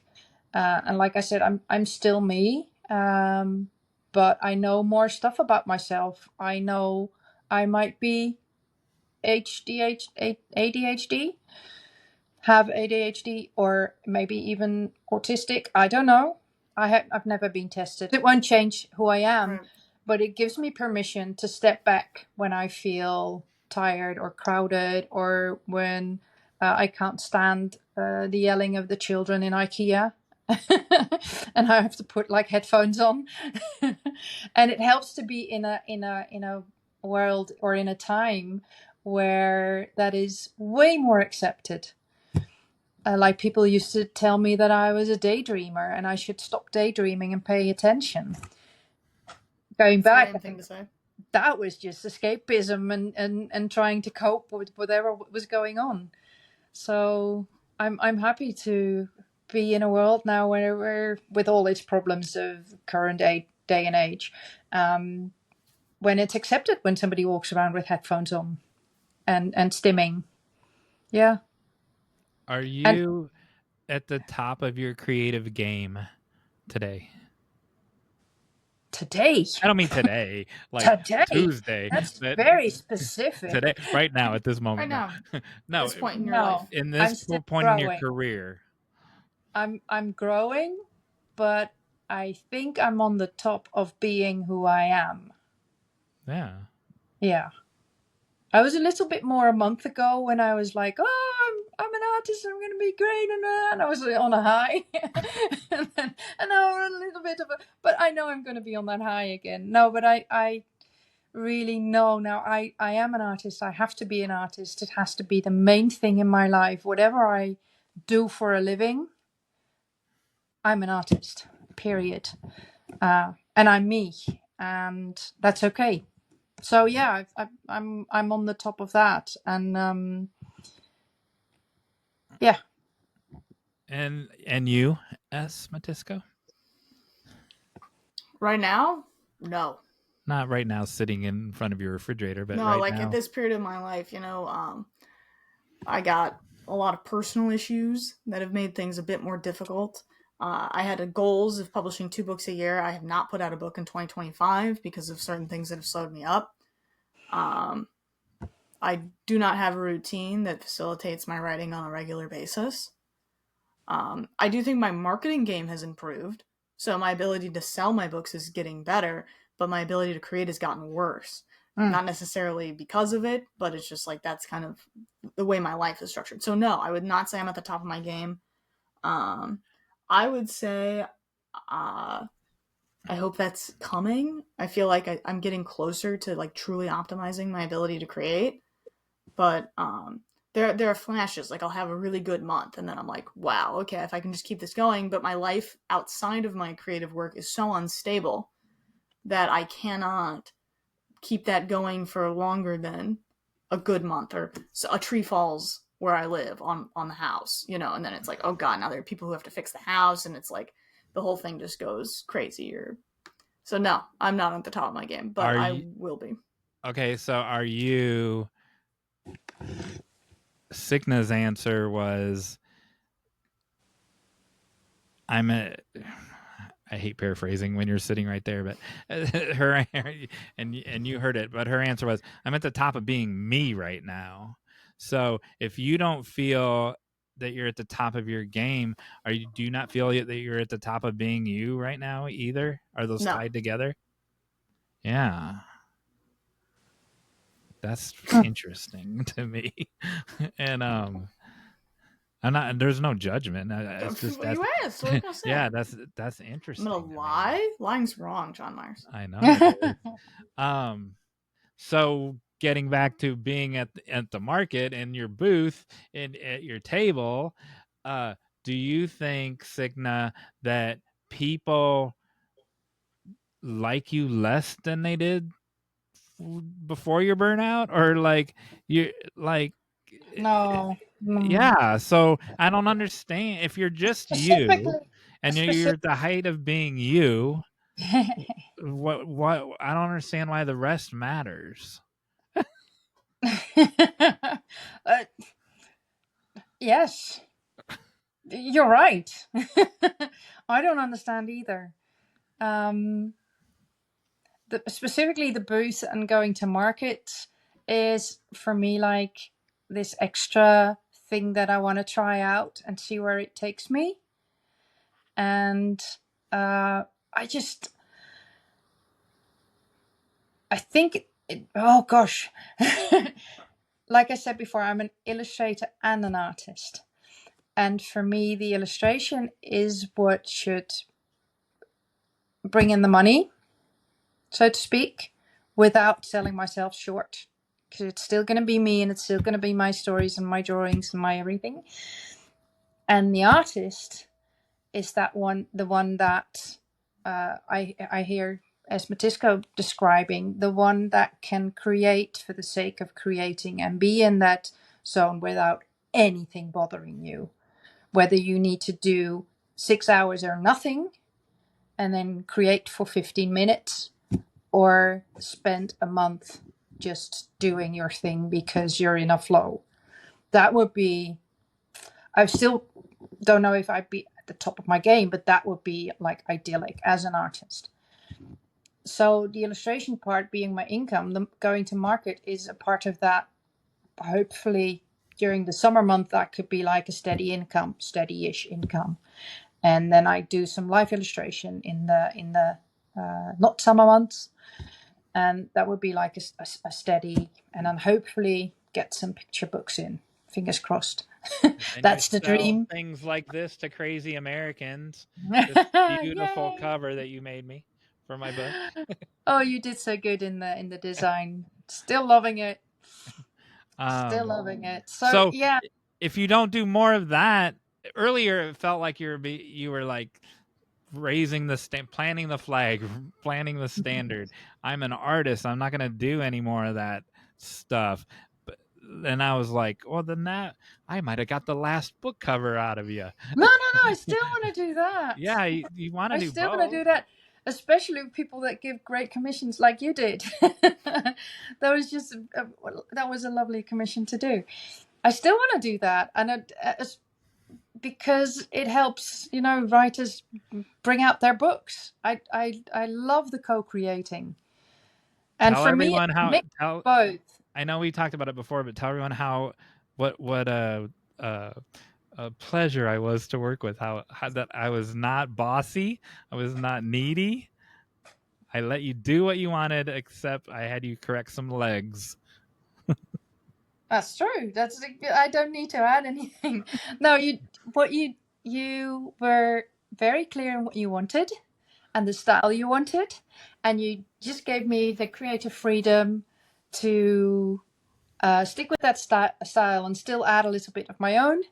And after that, you edited the drawing, explaining why it had to be edited, because that's stuff that happens in your book that I didn't read. So that for me is the perfect mix in letting me be creative, letting me do my thing, which, I love the legs with the little Victorian socks and the shoes and stuff. And then you explained why that wasn't good for the book. I love that. That was perfect. That's like the perfect commission. Yeah. Like, I'm going to tell you how to draw a horse. Like that would not be. That's how I got the job. I wrote a very confident email saying, "Hello, Jon Meyers. I think you need me because I'm a horse artist and I'd love Victorian times." Was it Victorian? Yeah, and I love Victorian book covers. Well, so I think you need me. So my novel doesn't take place in Victorian times, but the look I was going for the cover was. Oh, it was pantomime. Yeah. Yeah, and you had done drawing. You're like, oh, I happen to be working on this panto project, or at least some drawings of panto people. I'm working on a project. It's an ongoing, probably for life. Is the duality of being a horse and being a human at the same time. Oh, oh my goodness! There's a whole new. That's a whole separate episode. Yeah, it's a whole separate episode. You can invite me again. Like this is my the reflection. Yeah, that's what you showed me. Yeah, that's my logo as well. So half horse, half human. That's me. So and who would know better than someone inside a panto horse? No one other than a half person, half horse. All right. When is your book coming out, Jon Meyers? It'll be out this week. Don't put any pressure on me. I won't. You did such a wonderful job, answering all our questions earlier, but it was wonderful meeting you and talking with you and learning about your process. I want to express my gratitude for talking with me and Jon Meyers. Are you inspired by her? I think she's cool as heck. Yeah. See? And so I would say, yeah. And she's a Viking. I also like that, but Half no, of I like everything I was exposed to today. Lovely. All right, call to action for the viewers. What should they do? Signe, Tell them what to go can right they do horse. this week? Yeah. Find stories and tell them. Talk to people. Maybe write people. That's a good. Find a story, write it down, and send it to someone. That's the call to action. Oh. As a letter. Just It's a letter. Anonymous as a letter. or claim that they're the sender? No, I'd say send it to a loved one. Oh. Even if they live with you, just walk out the door and pop it in the mailbox. Yeah. I like that. Send somebody a letter. Yeah. And then tell us about it. How are they going to tell us about it, Matisko? They're going to comment down below on this video so we can find it. Yeah, and how else? That's just how I would do it. Okay, fair enough. They can also comment on the Instagram whenever this episode airs and on the Facebook whenever this episode airs. And that's enough. Is it going to be on the YouTube as well? Yes. It'll be on the YouTube, of course. I like it on the YouTube. That's how I watch everything. Yep. The YouTube is a good place still. That's where I discovered Matisko. People were debating her hair color. No, that was on Instagram. Oh, that's what it was. You're a redhead. You're a ginger. Yes, I am. Yeah. Thank you. Thank you for saying that. Yeah. That's so clear. All right. The Viking says so, no one can argue. That's right. Rules. Don't argue with a Viking. That's I agree. That's the title of this episode. Don't Don't argue with a Viking. Never argue with a Viking. No. No. You Thank lose. you, Signe. Thank you, Signe. Thank you, guys. This was a lovely conversation. Thank you so much. You were wonderful.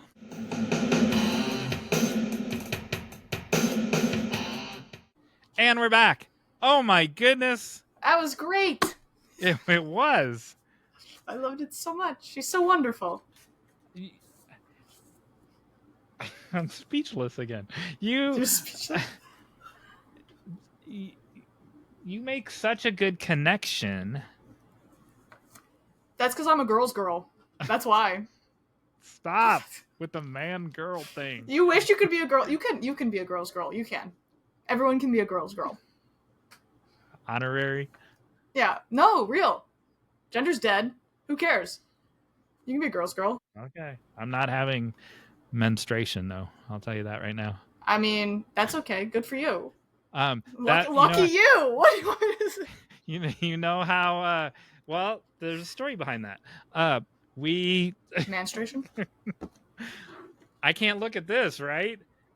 No bodily functions on this show. Can't talk about giving blood or whatever.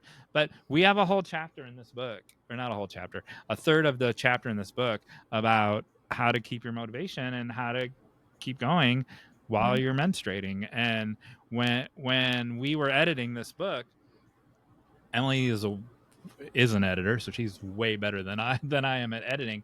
And so I would get notes every day, page after page after page, and I gave her maybe two notes, and I was like, and so chapter 27 is that chapter, and I'm like, that was one of them. I was like, you need to talk more about that because no one ever talks about how that impacts your writing. And so she expanded or talks about it, period. Honestly, period. Get it, period. And so yeah, she did a great job, and it's important. And so in the next, I mean, I think about it like when I'm writing books too, like my fantasy books and stuff. I'm like, are these girls having periods, and how do I incorporate that if they are? Because it's weird that, to not talk about it if we're going to have human females of menstruating age in a story. It's the only bodily function that I'll talk about. We actually talked about this, but I'll tell you now in this episode of Hey Matisko, there's actually folklore. It's called monarchy tales surrounding who you told your the story about your first period to? Did you tell your Mhm. mom? Did you tell your friends at the slumber party? My mom was dead. It was my sister. So every person has a story about their, or every female has a story about their first time, and that's actually collected as folklore and compiled and studied in academia. Monarchy That's cool. tales. So there you go. You know, mine was my sister. She was very cool about it. Having a big sister rocks. Now you know. So what was your takeaway of Signe? My takeaway is kind of interesting. It's like artists need to be protected better than we do. Like we do, I think we do a bad job making artists feel valued. You know, and like it's not just like, oh, you made a cool thing, but it's like the ability for a human being to make something that cool is something we should be able to protect, preserve, and replicate, right? And like as a species, like as a people, you know, not everyone is gonna create something that cool, but when people can, it's like, okay, we need to do a better job of like creating whatever this is and protecting whatever this is and making her feel good. I know. I agree with you 100%. And I'll blame the parents. Once upon a time, I was a baker. I shared that song with you. And she had good parents, though. That's how she became so cool. Right. So she had great parents. And look how who were supportive of her creative endeavors. How many of us have parents who sand off the edges and go, oh, no, you can't be the weirdo. And Right. that by the time you're 10 years old, your creativity is zipped up and put in a box under the bed somewhere. Because it's like, you know, your parent comes home from a stressful day at work, your kid wants to talk to you about stuff, and they're just too tired to engage with it. Yeah, that's wrong. Yeah. I mentioned this during, so I want to add something about this. Yeah, where are you? I got a book here. Where are you at? I am on page. You think I can see this in the dark? Here, hold on. I am on page 11. I said 10 or 11. You gotta go faster. No, I was doing one a day because I want to meditate in them. But okay, I found my first cuss word. Look right there. See it? Wait, I thought. Oh yeah, you like my cuss word? It's funny. In my novel, I used that same cuss word, and I'm like, I can't put that in my novel, and so I took it out, and so that whole sentence isn't even in there yet. Why did I take it out? Like you inspired me. I shouldn't have taken it out because I thought it was. Is funny. it the book that's coming out soon? Yeah. Just put it back in. I should slide it back in. Do it. And so, like I said, when Signe was still here, I got to know you in 10 pages, man. And I don't even remember what the first 10 are, I'll be honest. and you started with by dedicating it to the helpers, right? And the healers and the helpers. And that's so Mr. Rogers. And I'm saying that in a good way, right? Because Mr. Rogers. Mr. Rogers says, look, you know, in times of crisis, look for the helpers. And that, like, well, it's I did it that way because it was like so many people helped me through what was a very difficult period for me. Right? Not just I had a really good bone doctor who was swag. I had really great nurses who were also swag. My fiance was there to open every water bottle I ever drank. You know, it was just like it was constant. I need help doing something. I can't drive.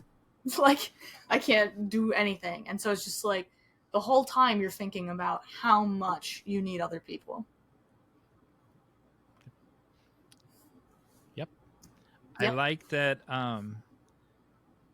you didn't open the water bottle with your feet because you used your teeth in your feet, I read.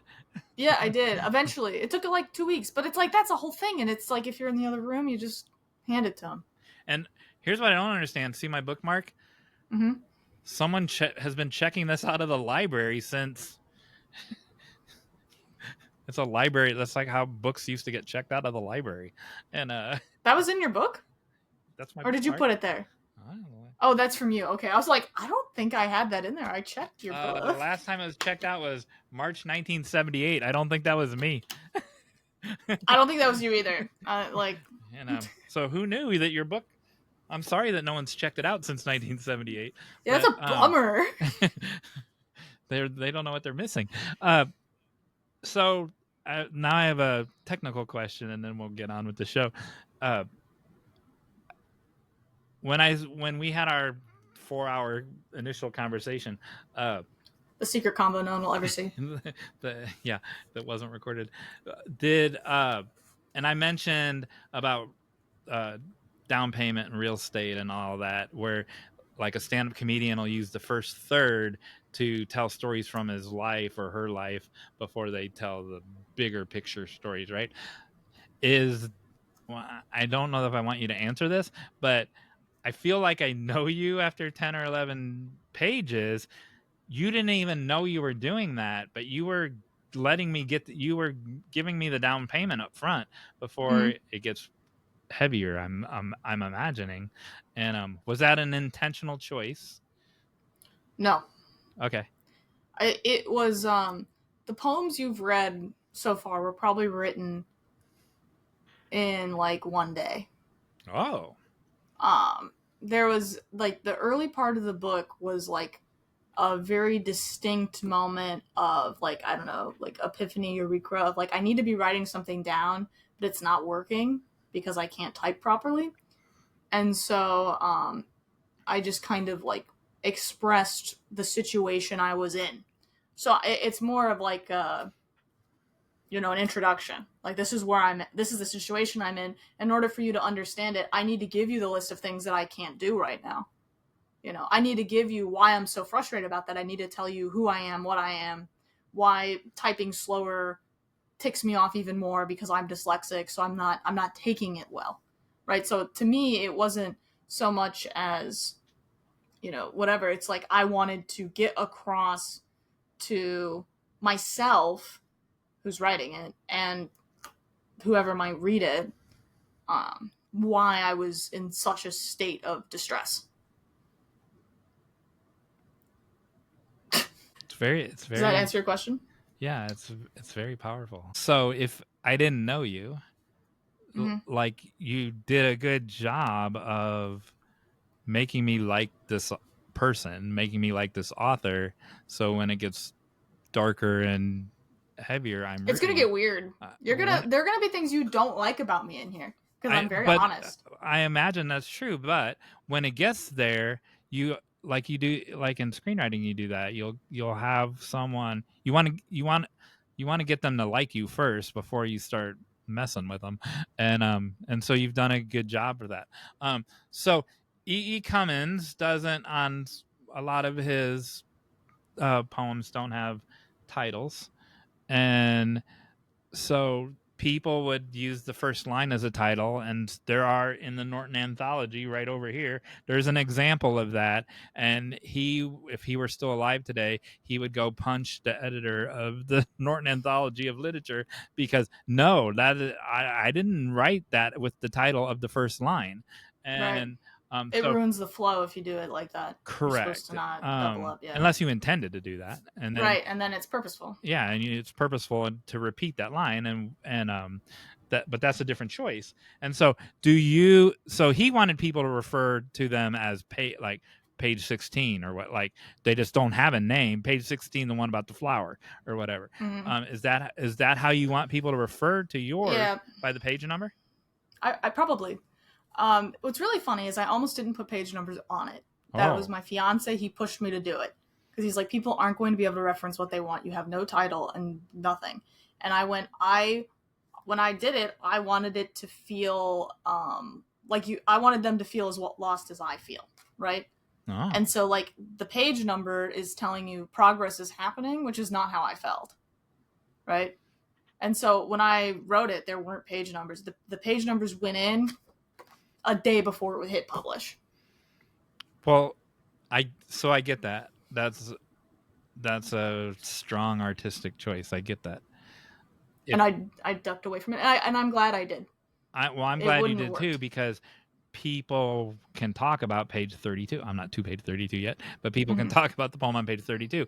Otherwise, how would you have wanted them to talk about it? Oh, the time I like. But think about it. When I wrote it, I wasn't thinking about people ever talking about it. Oh, well, that's kind of echoes what we talked about in this conversation about. That's interesting. All right. I think that's all I have to say about that right now. All right, then. Hey, Jon Meyers. Oh, yes. Would you like to know more about bees? Is this about, as long as it's not about swallowing one? No, it's not about swallowing bees today, but it's bee adjacent. Anyway, so we're going to talk about high fructose corn syrup. Okay. Well, you gotta I still want have you to to- ask me a question I can answer. I'm going to. Okay. Ready? Yeah. What is high fructose corn syrup? Oh my gosh. I'm not Google. Do I look like Google? Do I Just look tell like me what you think it Frugal? is. Do you know what frugal is? Frugal is when for some reason you don't have your phone, so you ask your friends who are just like there, and you left your phone out in the car. I thought frugal meant you were tight with money. Yeah, that too. But frugal is when well, Christina Irene, that's one of her terms. When you just ask your friends instead of asking Google. I'm not frugal or Google. And Just guess. so, what is it? What is it? Why is it like that? Why do we use it? What is it? Well, we use it because it's cheap. It comes out of corn because corn is cheap. That's all I got, man. I don't know. I'm not You the don't know? corn expert. I'm the carrot expert. Hey, you know what happened to my carrot? Did you give it away? Like you I said did you give it away. You know who I gave it to? Signe's horse? No, a real bunny. There's a real bunny in my front yard, and so I gave my Bugs Bunny carrot to a real bunny, and it ate it? You saw it eat it? So yes, but at first he was just munching away on the grass. I remembered this when Signe was talking about her horse, and that he was grazing. He was munching on the grass, and so I put it out down by his grass, and he could care less about that carrot. I don't think he knew it was a carrot. If you notice, it didn't even have the leafiness on it, like in a cartoon. It was just chopped off, and then. But then, so then I left and I watched him through the front door, and yeah, he ate half the carrot, and then I think carrots are sweet to bunnies. yeah, he liked it, man. And then the landlord came and mowed over the second half of it the next day. That's fertilizer for the grass, which we'll eventually get He to the only bunny. ate half of it. All right, getting back to the corn. Yeah, corn syrup. So I don't know if you've noticed, but like sometimes on packaging, food packaging, it'll say no high fructose corn syrup, Yes. or people on the internet will claim high fructose corn syrup is bad for you. Yes. Right? And so this comes down to the point of why did we make and sell high fructose corn syrup? Why people think it's bad for them, and like what it is actually. Are you going to tell me it's good for me? I'm going to tell you that maybe we'll find out at the end. Okay. Oh. So here's what we'll see. Remember, bees are coming into this. So high fructose corn syrup has a higher amount of fructose in it than glucose, which is why it tastes sweeter. On the sweetness index, sucrose is about 100 and glucose is like just right there with it. And fructose is sweeter. So per calorie, it feels sweeter in your mouth. Okay. So this means when you're trying to make a product, people go, well, I'd like it to be sweet and taste sweet, but I'm trying to keep the calories low. You're going to go for something that has a higher fructose content, leading to high fructose corn syrup. Now, how do you make something that has more fructose in it? You can make, so sucrose is table sugar, so like the white sugar. That's a little hexagon of glucose and a little hexagon of fructose, and they kiss, okay? And then that's what it looks like. It looks like that. And then you can make a double fructose. That's what it looks like. This is what it looks like. See my little knuckles? That's what it looks like. That's the Okay. on the atomic level. And so you can break that bond between them and make two fructose kiss. And then that'll taste sweeter, but it's still sugar because it's still like the same chemical structure. And so where did we like find out that we could do that? Someone dropped the corn into the wood chipper. Okay. Wiped out the goo. Wait, the other thing has to be introduced into it. And a bee would happen by. Okay. And, A bee happened by. Okay. and the guy with the same rag that the guy swatted wiped up the stuff with, swatted at the bee, and now some bee particle wound up on his rag, and then he was all sweaty and hot, and then he's like, oh, oh, oh, this tastes pretty good. And that's how he Yeah. discovered it. Jon Meyers, that's exactly right. That's so crazy. Close. So, on a chemical level, honey is about 40% fructose. Okay. Right? And then high fructose corn syrup is about 42 to 55% fructose. I did use Google for that. And so basically we looked at honey. We liked the viscosity of honey because you can put it in tanks. So when you do that, instead of like hard sugar, like crystalline sugar. So we're like, okay, like if we make it with higher fructose, then it's more liquid. So corn syrup is a little bit more viscous than honey typically because it's a little bit higher. But yeah, so we were inspired to like make something like this from bees. And so the most similar thing that's naturally occurring to high fructose corn syrup is honey, which is a relatively well accepted healthy sweetener. So why did people start saying high fructose corn syrup sucks? Because of money. Because follow the money, and it was taking away money from the bees. Right. And King Bee said, no, this is robbing money from Queen Bee. Queens are feminists. Okay, fair enough. Fair enough. But so the issue is a lot of the studies that were done on high fructose corn syrup that created the kind of conception that it was dangerous for you was having it be consumed in very large volumes. Oh. While any study that's been done on honey that's similar has been much smaller volumes, and so has never turned up any negativity. Eating any sugar at a high level of excess is bad for you and increases your risk of weight gain or liver problems, things like that. So with high fructose corn syrup, even though we use it with the inspiration of fewer calories, more sweetness, we still put way too much of it in our food, right? So that's why the studies, but if you actually compare it 1-to-1 to honey, outside of honey has some like natural, like, you know, things in it that get filtered out usually, but if it's not, it's really good. Like raw natural honey has some different things in it, but filtered honey that you're probably like buying from the store, if you're like just buying it in the little teddy bear package, is very similar to high fructose corn syrup, and honey hasn't been canceled en masse. And so I guess I am saying to you, Jon Meyers, that high fructose corn syrup is not nearly as bad as people say it is. Yes. And going against any natural, like, ish-based sugar is odd, but we eat it at really high concentrations, which is the problem. Like, when you have honey, you just have a little teaspoon of it in your tea. When you use high fructose corn syrup, you're putting a cup of it into something that you're making, which is a much different volume. What? So that's my Hey Jon Meyers. I just taught you about high fructose corn syrup, and now you'll know forever. Yes, and what you don't know is I put honey on everything. So I don't use salad. I don't use salad dressing. I use honey. I don't use maple syrup on waffles. I use honey. I love maple syrup. I don't. And so I put honey on everything. And so what kind of honey you get? Do you get like natural raw honey? No, like, are you like picky? So we've talked about this in the store. When I go to Amish country, I do get Amish honey. The store has the stuff in it, but I don't believe that's real honey. Real honey's in a teddy bear that you mentioned earlier. So if it doesn't come in a bear, it's not honey. Right. But I buy 100% pure honey. I make sure that there's not the stuff that you just said I could have in my honey.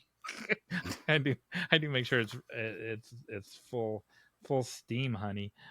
So if you'd like to know more about Jon Meyers putting honey on, what was it? Eggs, toast, eggs? Everything?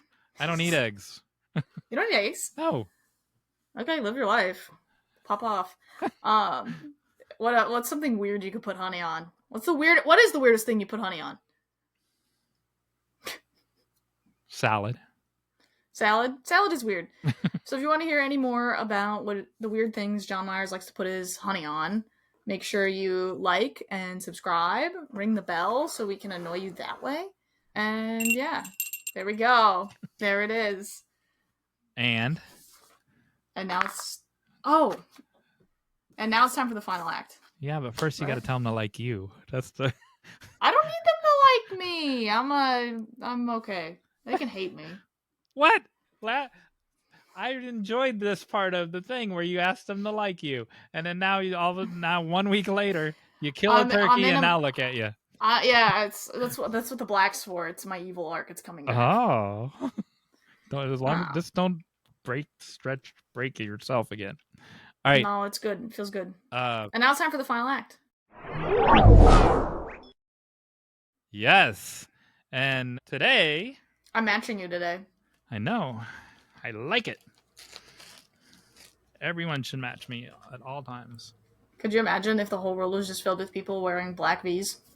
Last time I went to London, it pretty much was. I fit right in. Seriously. The whole world, Jon Meyers. That'd be cool. Last week or previous week, I saw you coveting my Parmesan goldfish. Yeah, I am coveting them. So today, you will be playing for this Parmesan goldfish. That your fingers are all over? Excellent. Yep. And I know you think that I'm hoarding these all for myself. But I'm not Stephanie Jones. I'm not the giving gal, man. I'm being generous with my one single goldfish. Now, is there corn syrup in here?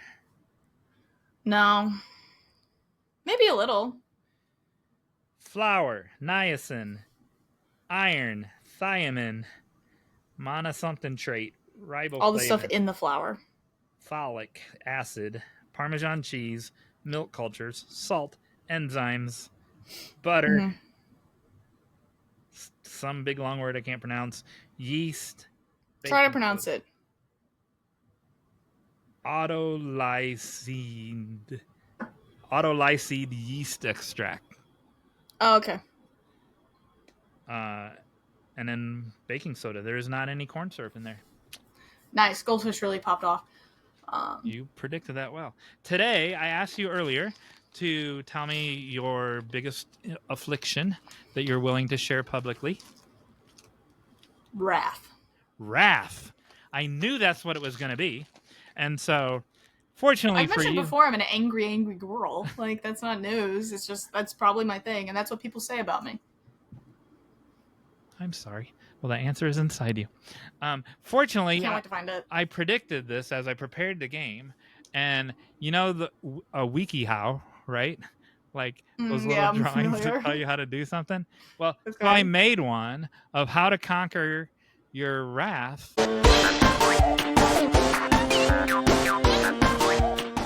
Well, okay. So I made one of how to conquer your wrath, but I lost the script. And so all I have is the pictures. And so you get to describe the pictures to the audience and tell them this method of how it will help you get rid of your wrath. Because these are the pictures that will help you get rid of your wrath. And you drew them. It's a real WikiHow. I just cut out. Oh, I thought you drew them. I was so excited. No, it's an actual WikiHow. And and then at the end you can guess what the WikiHow is really for. But so it's not related to wrath. So I have to make it. Okay. I should have said that at the end. Okay. All right. So share screen. All right. Can you see the screen? Yes. Okay, so this is how you're going to get rid of the wrath. Explain to the people that are listening on the Spotify what you're looking at and how this will help you get rid of your wrath in these 7 steps.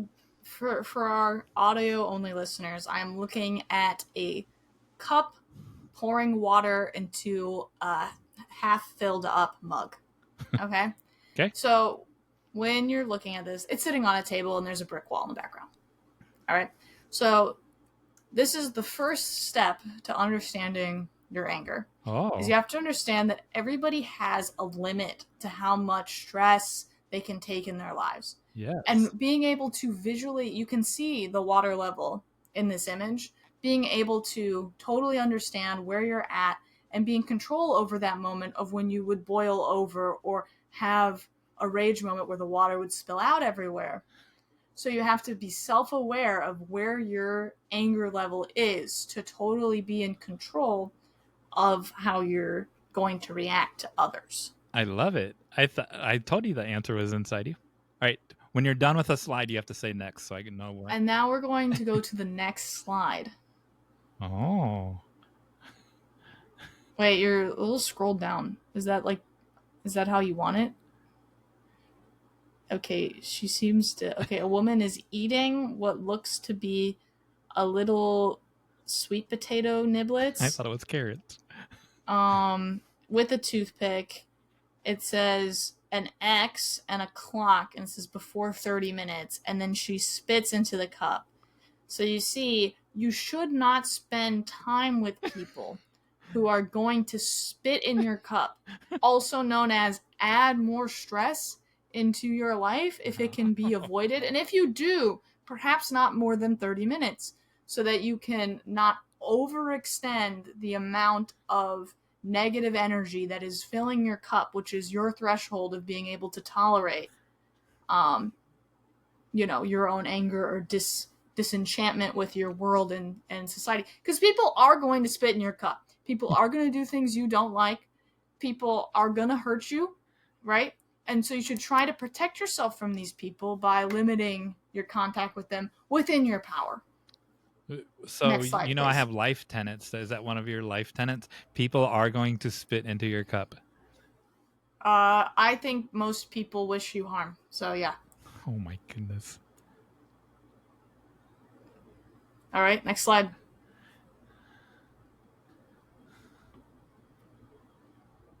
So this is a slide, and it's just a bottle. I love bottled water because I'm awful. Of distilled water.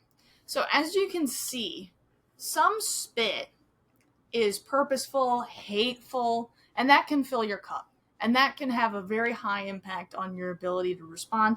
But distilled water happens too. Things that aren't done in any malice, like your friend makes you cookies, but they're the wrong cookie. That's full of love. That's good, clean water, right? But it's just not quite right. And so it still builds on the other things, like the resting that's already there and the spit that's been put in there by someone mean, And so that's kind of the distilled water is a way of understanding that not everything that makes you angry is disgusting or wrong, right? And your feelings are important. You just have to be aware of where you are in the level of your cup. Next slide. I am also a bottled water drinker. We're anti-styrofoam here at Write Better Together, but for some reason the plastic bottles get a pass. Yeah, you know what? Okay. Oh, Interesting. So this is about what we have here is we have a blender with water and tomatoes, and they're blending it up and making a pureed tomato. It is a puree. Which is interesting. That's just sitting in a nice blue bowl. Now, this is an important thing because this is about creating, right? Which is what we're all doing here at Write Better Together. So if you find yourself having a hard time with your anger or your wrath, you can let that out in a safe environment, such as a blender or on your computer where you're writing, okay? And you can blend it up with other things like your creativity, if you're good at painting or writing, or if you like writing music. That's the tomato. Those are the other things that aren't just pure wrath, the things that you're good at. And you can blend those things together and you can make something new, something that's escaped the cup because it's now been released from you in a healthy way.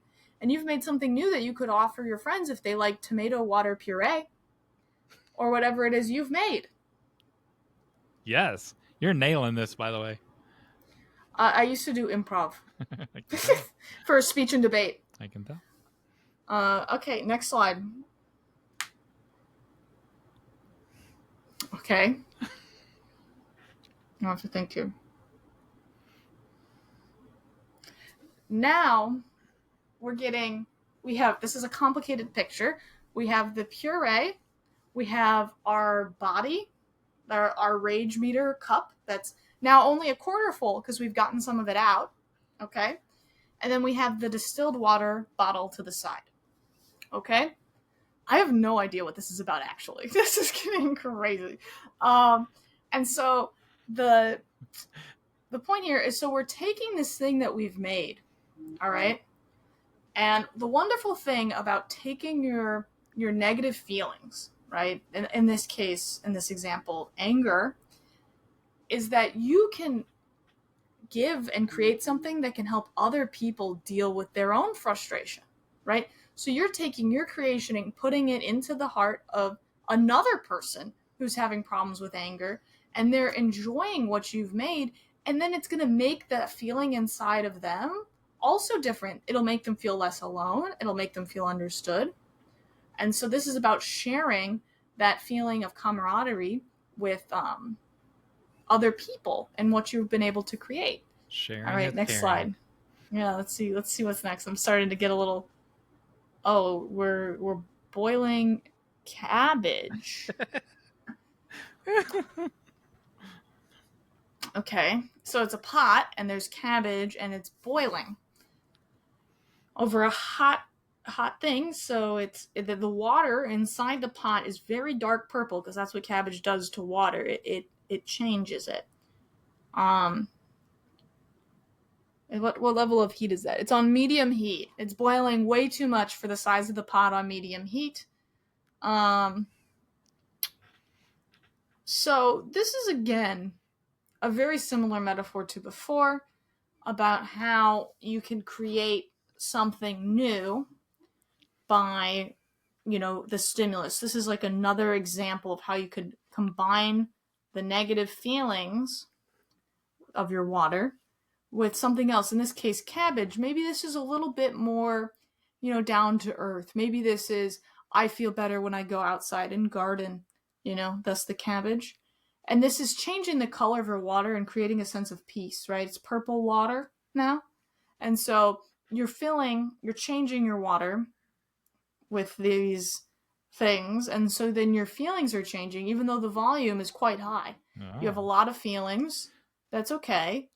And you're finding a place of peace. And so the heat is like the change in environment, if you will, like going outside, someplace new stimulus, energizing you to do something else.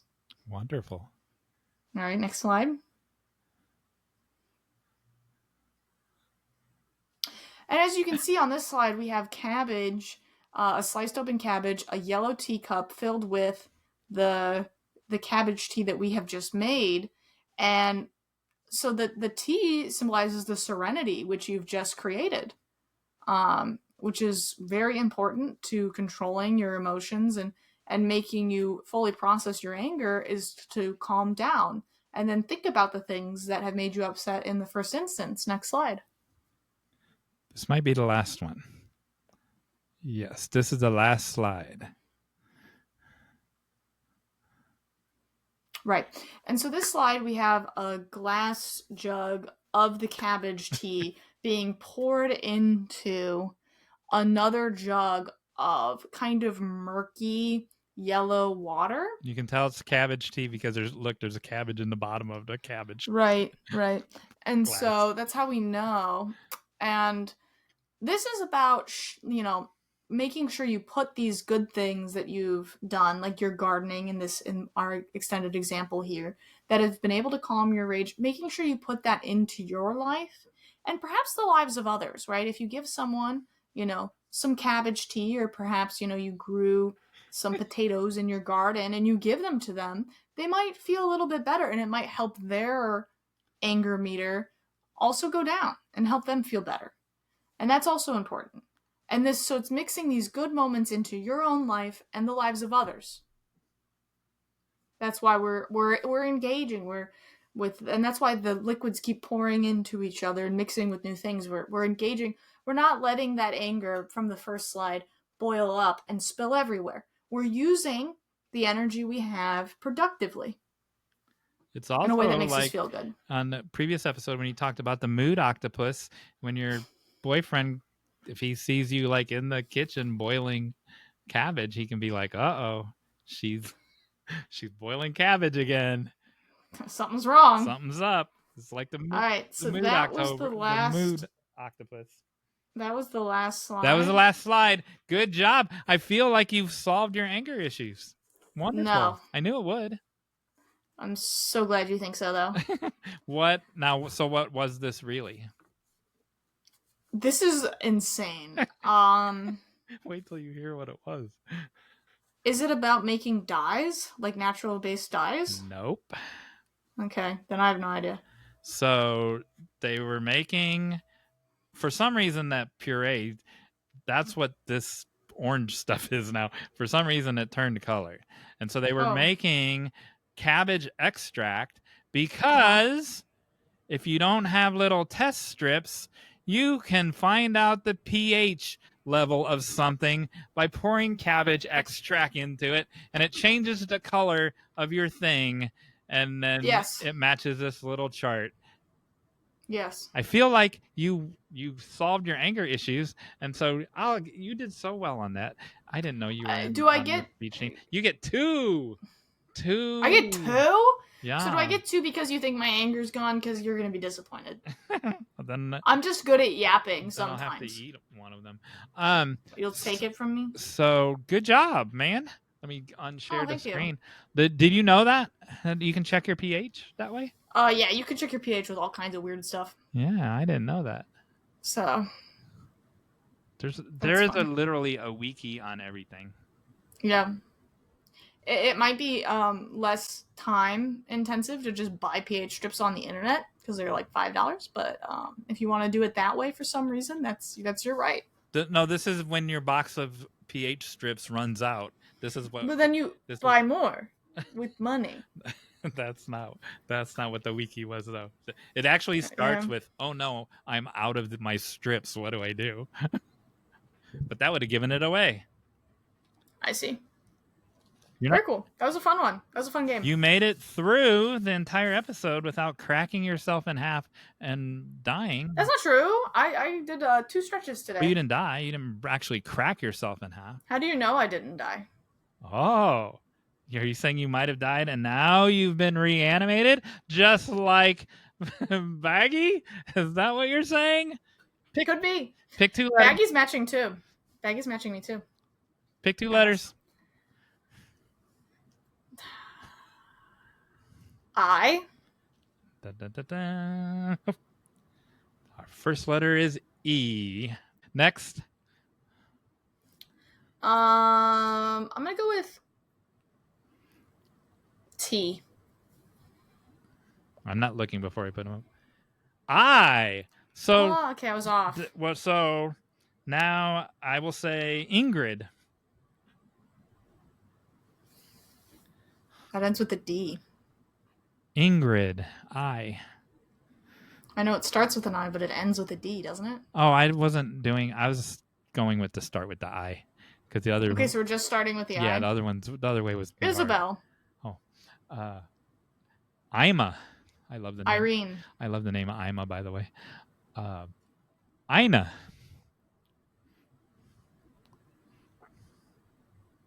Ivy. Oh.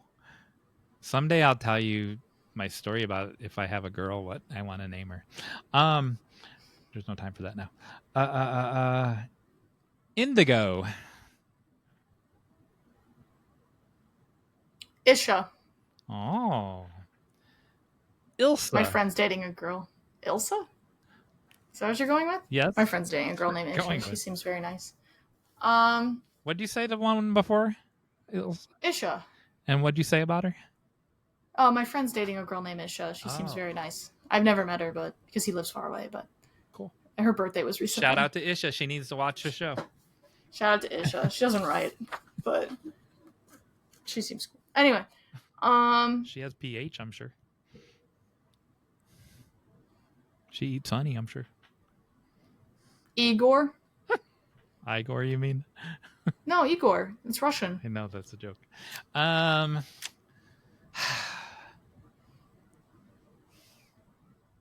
Inky. Inky is our cue card boy here at the Write Better Together.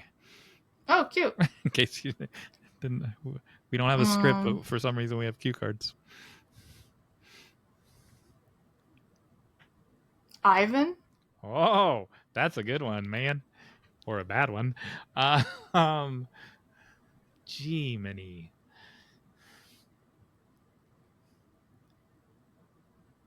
I have another one.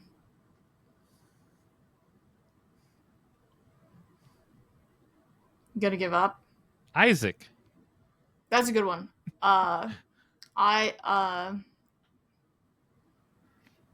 Ivar. That was your one that you had ahead stored up? Mm-hmm. Wow. You distracted me because I thought you were done.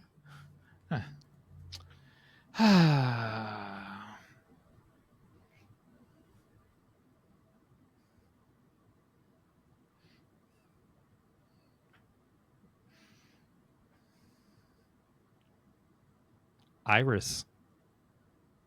That's a character name in my book. I couldn't find it. That's so funny.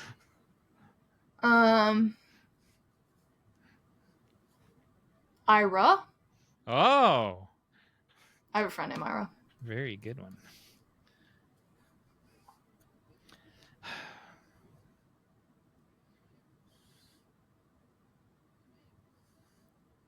Iljan. Iggy. So shout out to Iljan. She's watched the show before. One of our first guests, Pinar Tarhan from Turkey. Her best friend is Iljan. Big long Turkish name I can't pronounce. Iggy, huh?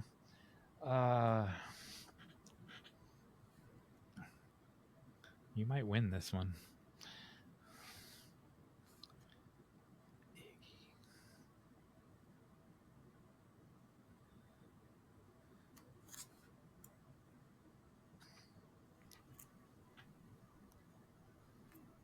Ileana. Here's the thing about this game. I start to give up and I start to not care. At a certain point, I'm like, yeah, that's a lot of good I names. That's fine. And then you get angry. Yeah, and I'm you just gotta like, go boil why am I some- doing this? Then you got to boil some cabbage. Yeah, I'm like, why am I doing this? I can see why Emily didn't like this game. This wasn't the game. I like the original game where it was just like we picked numbers and I guess. I think that's fun. But like this part, I'm like, what the heck? You're welcome to change it to something else. I don't have any ideas though. I get idea drained. You're full of ideas. You're a creature of wonder.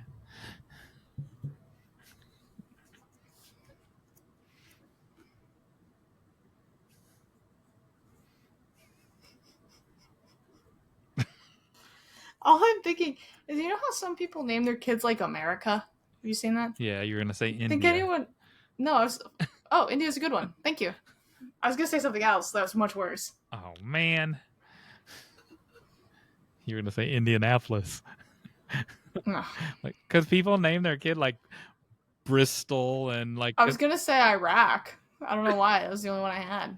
I was like, do you think anyone's ever named their kid Iraq? I had one too, and then you went and did it. I had to give you India. I had one though. Yeah, man.